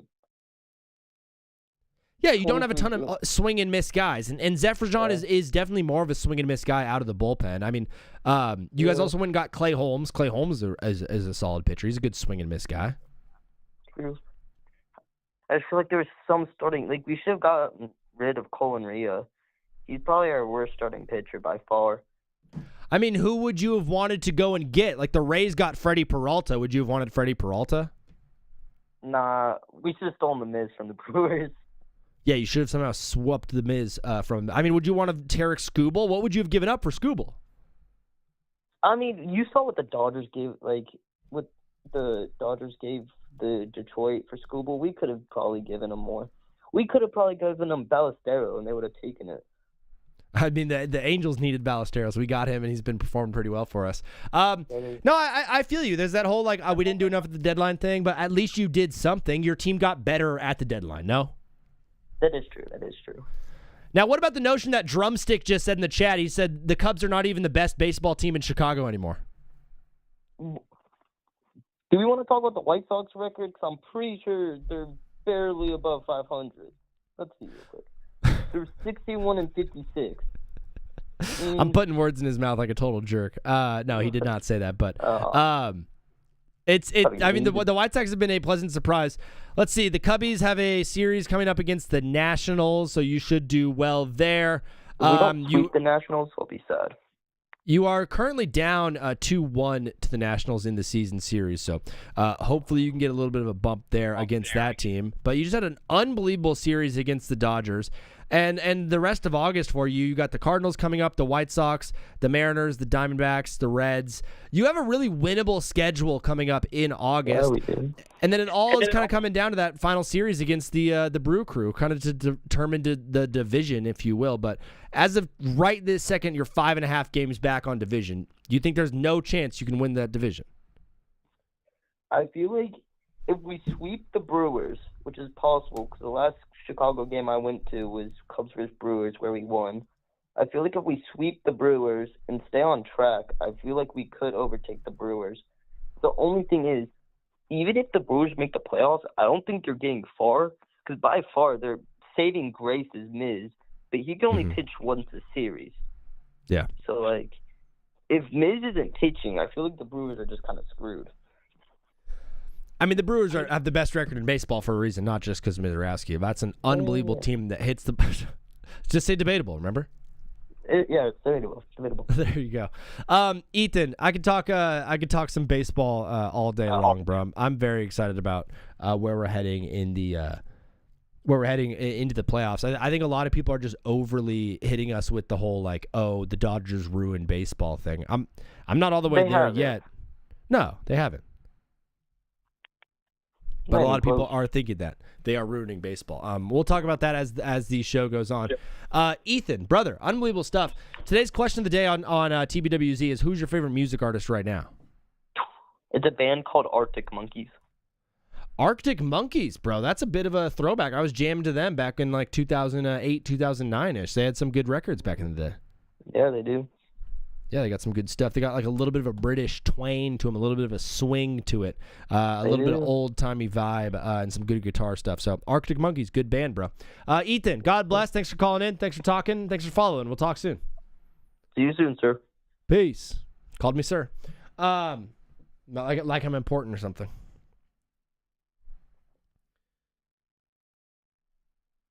Do you remember when I mean you guys don't. Never mind. Do you guys remember when quarters first started to put states on the back of them? People were like, "Whoa, I need to get a California one. I need to get a California quarter." Like that was a really cool thing. Like people really cared. Will is in the chat saying the Yanks are the best team on the planet right now. I know, George, he hit me with a sir. He said, "Thank you, sir." Isn't that crazy? I'm not sir, I'm Zach. I'm out of gas. What is up, brother? You are live on TBWZ Widescreen Radio. Which name are you calling in from? Missouri. Missouri. Unbelievable. Do you have a name that we can call you?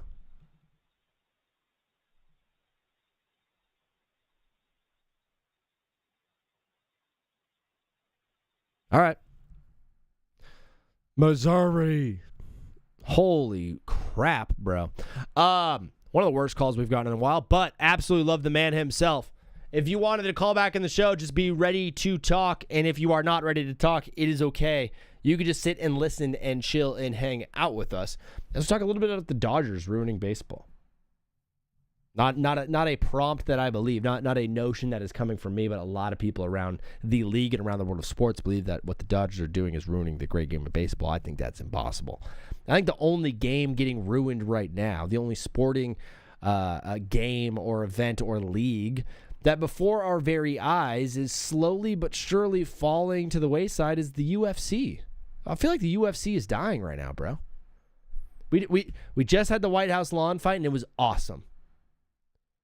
We just had McGregor, and it was kind of horrible. What's next? What's next for Dana White in the UFC? We need to see Tom Aspinall fight. We need to see Tom Aspinall fight Cyril Gane. That's kind of it. And then what?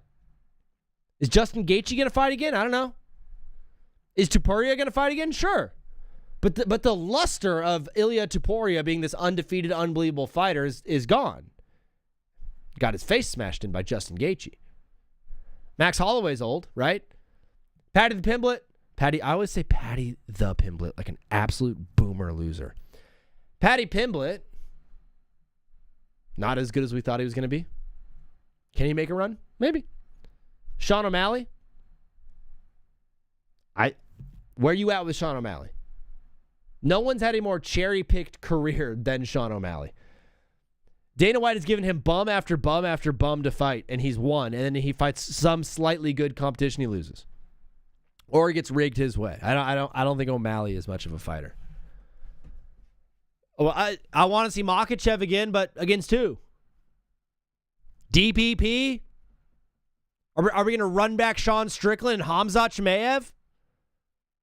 These are all guys that if you watch UFC, you're like, yes, I know. All of these guys are like, oh, if you watch UFC, I know all these names.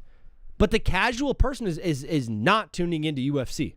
We all thought that UFC going to Paramount Plus was going to be a huge, huge way for casuals to start watching the sport and be like, well, it's on Paramount Plus. I can just throw it on.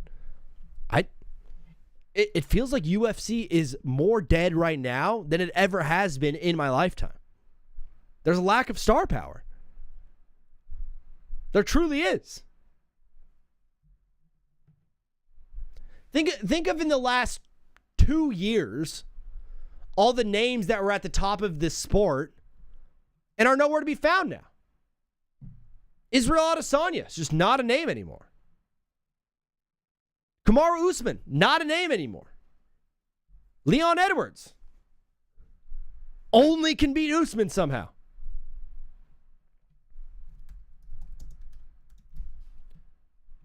Max Holloway's 40 years old. Conor McGregor. I don't even want to talk about Conor. Volko is still the champion, sure. Vaughn, yeah. Merab Davishvili? People don't know Merab Davishvili.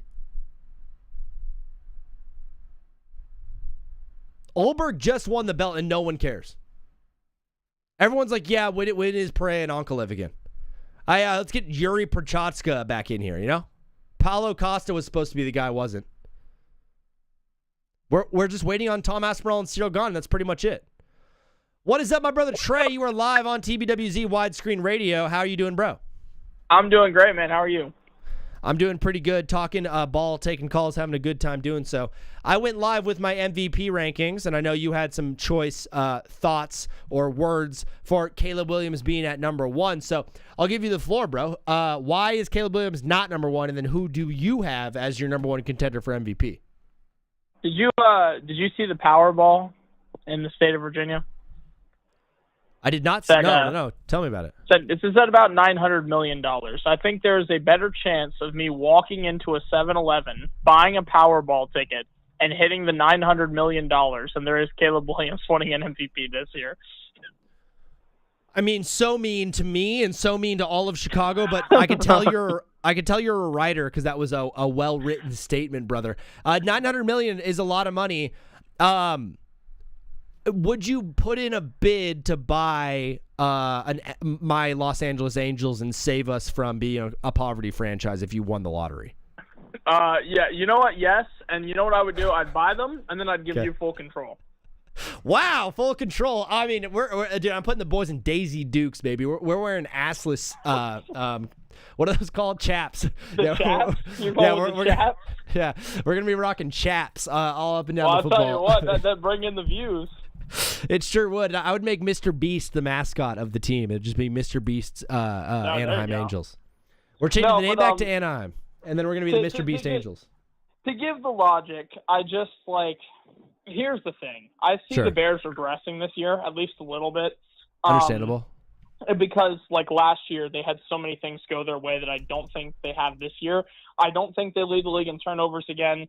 I don't think that they have, a million fourth-quarter comebacks. I don't think that they're able to, turn the tides in, every other game in the way that they did. I don't think their running back core is able to be established top 5 again.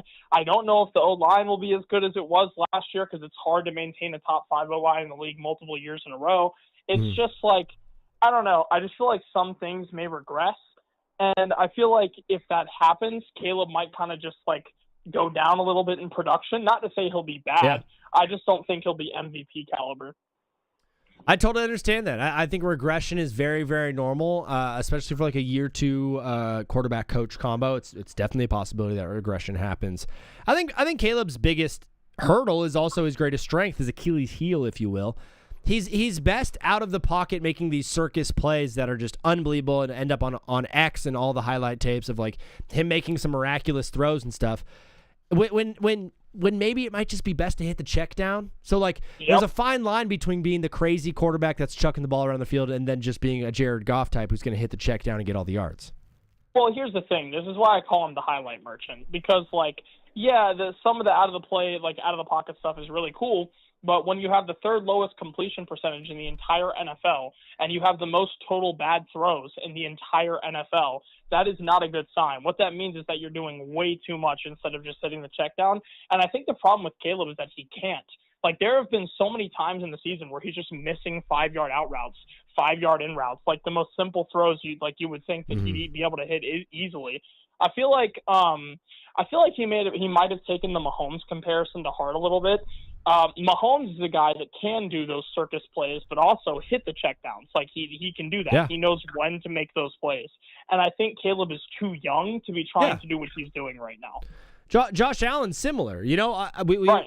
Matt Stafford even early in his career was doing some dumb stuff and then got a little bit wiser. So this is the year where it's we either see Caleb you're just going to be that guy your entire career. You're going to be the highlight merchant. Or it's he got a little bit mature and wisened up. If he does mature and if this offense doesn't regress and him and Ben Johnson click and they add some more to that offense, I think they're going to be filthy. But you're right. There's a chance it doesn't happen. Who for you right now is your favorite to win MVP in the NFL? Oh, that's a good question. I mean, right now the betting favorite according to FanDuel and DraftKings and all that, they're just running back Josh Allen and Lamar Jackson, and I'm like, yeah, those were the favorites last year, and neither of those guys got a first place vote. I don't know. I mean, it's like, I get that it's the lazy choice, but I'd probably say Lamar, to be honest with you. I mean, if there's ever been a quarterback that's like there's been very, very few in NFL history as consistently good as Lamar is in the regular season. Like, I just feel like, and especially because, like, last year he didn't really get to show off much because he was hurt for a lot of that year. And so for him to, like, have the full year this year, I feel like he's going to come back very dangerous. And the Ravens actually got him a couple receivers this year in the draft, which I think is going to help him a lot. And all that. I've been hearing a lot of good stuff about Jacoby Lane. Yes. Yeah. Well, and he's – the thing is, like, him and I think they also got Elijah Surratt. Like, both of those guys are, like, tall targets that Lamar can use for deep balls. Like, Zay Flowers, God bless him, will never be a wide receiver one because he's too short. So Lamar needs some guys that he can just chuck the ball to and be like, hey, get up there and get it. And I think Jacoby has the ability to do that. I'm with you, bro. I think the Ravens can have a good opportunity this season. I think there's zero expectations for the team for the first time in a little while. I think Lamar will thrive under that. Trey, known as Retrospect Music with an X at the end on TikTok, he's been doing a series where he ranks quarterbacks by division. You just released episode 5 today, the NFC South. Tell the people where you rank the NFC South quarterbacks for us. Well, firstly, I appreciate the shout out there. I appreciate you looking out, bro. But yeah, no, so the NFC South, I basically said, is kind of a crapshoot at the moment. So where I have it right now is like the Tua/Penix combo at 4, and then I have Shuck at 3, I have Bryce Young at 2, and I have Baker at 1. But the thing is, like, I could easily see Shuck going all the way up to 1. Like, because last year he played at a level that was very, very high. And with a team like the Saints too, like, it was very impressive what he was looking like. So, like, as of right now, Baker being at the top, I think that's very shaky ground because Baker is very inconsistent. And Bryce Young looked really good the latter half of the year, so I think he could probably climb up a little. And I think Shuck has a very, very high ceiling. I think he's really good. I think he's really good too. And that head coach, Kellen Moore, I mean, he's been known to put some really, really good offenses together. He was an offensive coordinator for the Cowboys when they were good and the Chargers when they were good. I think Kellen Moore is a great coordinator. It's year 2 with Shuck. And correct me if I'm wrong, Spencer Rattler started the season as the starter last year, so he hasn't even played a full season yet. Yeah, no, we've only seen Shuck. I want to say it was 10 games, I think. That sounds accurate. And the thing is, like, I think he plays the whole year. He probably wins Rookie of the Year. I don't know. To me, it's like, at the end of the day, I'm looking at all these guys, like, in the NFC South, and I'm like, Shuck could definitely be the best quarterback in this division. Like, it's really not great. Can the Saints win the division? It's definitely a possibility. It's funny you bring that up. I was doing kind of like my rough NFL records because I kind of want to see what I was looking at. And when I finished this like record prediction, I had the Bucs at 9 wins, the Saints at 9 wins, and the Panthers at 8 wins. Like, this division to me, their schedules are so easy, and this feels so wide open. Like, it's literally going to be who can beat the other in division. Dude, it's so funny how much divisions matter. Like, we're talking about the Giants, being a potential playoff team, and it's like, yeah, but that division's tough. If the Giants were in the NFC South, they're making the playoffs no matter what, right? Oh, dude, if the Giants were the NFC South, they'd probably win. Like, I'm not gonna lie, it'd probably be between like them and like one other team there that like maybe makes a run or something. But yeah, like divisions are very crucial, and I think the NFC East is one of the toughest in the league right now. It is. And, I mean, the Commanders did just take a tough blow today. It seems like Laramie Tunsil's going to be out for a majority of the season. Yeah, and it definitely sucks, like 100%. The thing is, though, like, I watched us with Brandon Coleman at left tackle and a much worse team make the NFC Championship game. So it's like, while it does suck, like, we've been here before. We've been there, done that. I have us going 10-7 this year. I like it. I think it's a good prediction. I'm excited to do my full NFL prediction once I get around to it. Thanks for reminding me about that.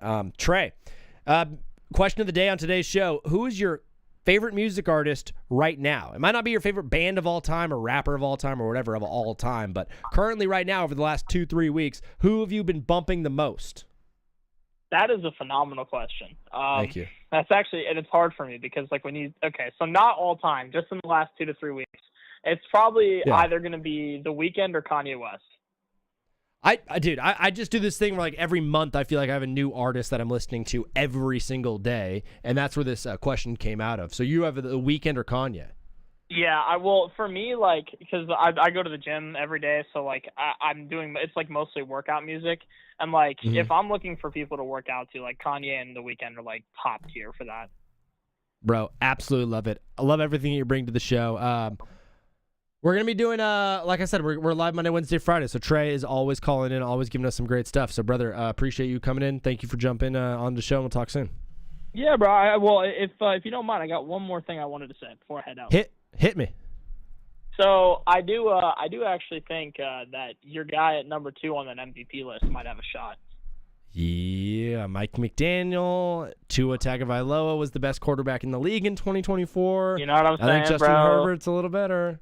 I think he might get unlocked a little bit. And Yeah. the thing is, I think people are actually sleeping on the Chargers receiving core. People have this idea that Ladd McConkey regressed last year. I don't think he did. I think what happened is that Quentin Johnston established himself as a good receiver and kind of came out of nowhere. And so Ladd McConkey was like, okay, cool. That's fine. Like, if my targets drop, it is what it is. QJ is like the guy right now. So now I see an established receiver in Ladd McConkey who has already proven he can be a wide receiver 1 if necessary. You've got Keenan Allen in there who's like a vet, and he's still pretty good. Like, he's still pretty solid. And then you have Quentin Johnston, who looks like he's finally remembered how to catch the football. And like coming out of college, he was a phenomenal prospect. He literally just couldn't catch for some reason, but now he's figured it out. So I look at that receiving core and I'm like, that's actually a really deadly receiving core. Like, that's really good. Dude, I appreciate your optimism. I'm going to try my hardest to believe the way that you believe, but I am slightly struggling with that position group. But I'm just going to have the faith that you have, Trey. Thank you for leading me to greener pastures, brother. Dude, I'm telling you, bro, believe in QJ. This is his year, bro. You heard it here first. Believe in QJ. Trey, God bless, bro. We'll talk soon. All right, bro. God bless. Have a good one. Peace. That is my guy, Trey, and that is the show on TikTok. Thank you guys so much for watching on TikTok. I'll see you again on Wednesday. Peace out, TikTokers. Tick, tick, tick, tick, tock. Tick, tick, tick, tick, tock. That is the show for YouTube. See you later, YouTube people. Bye-bye. And now it's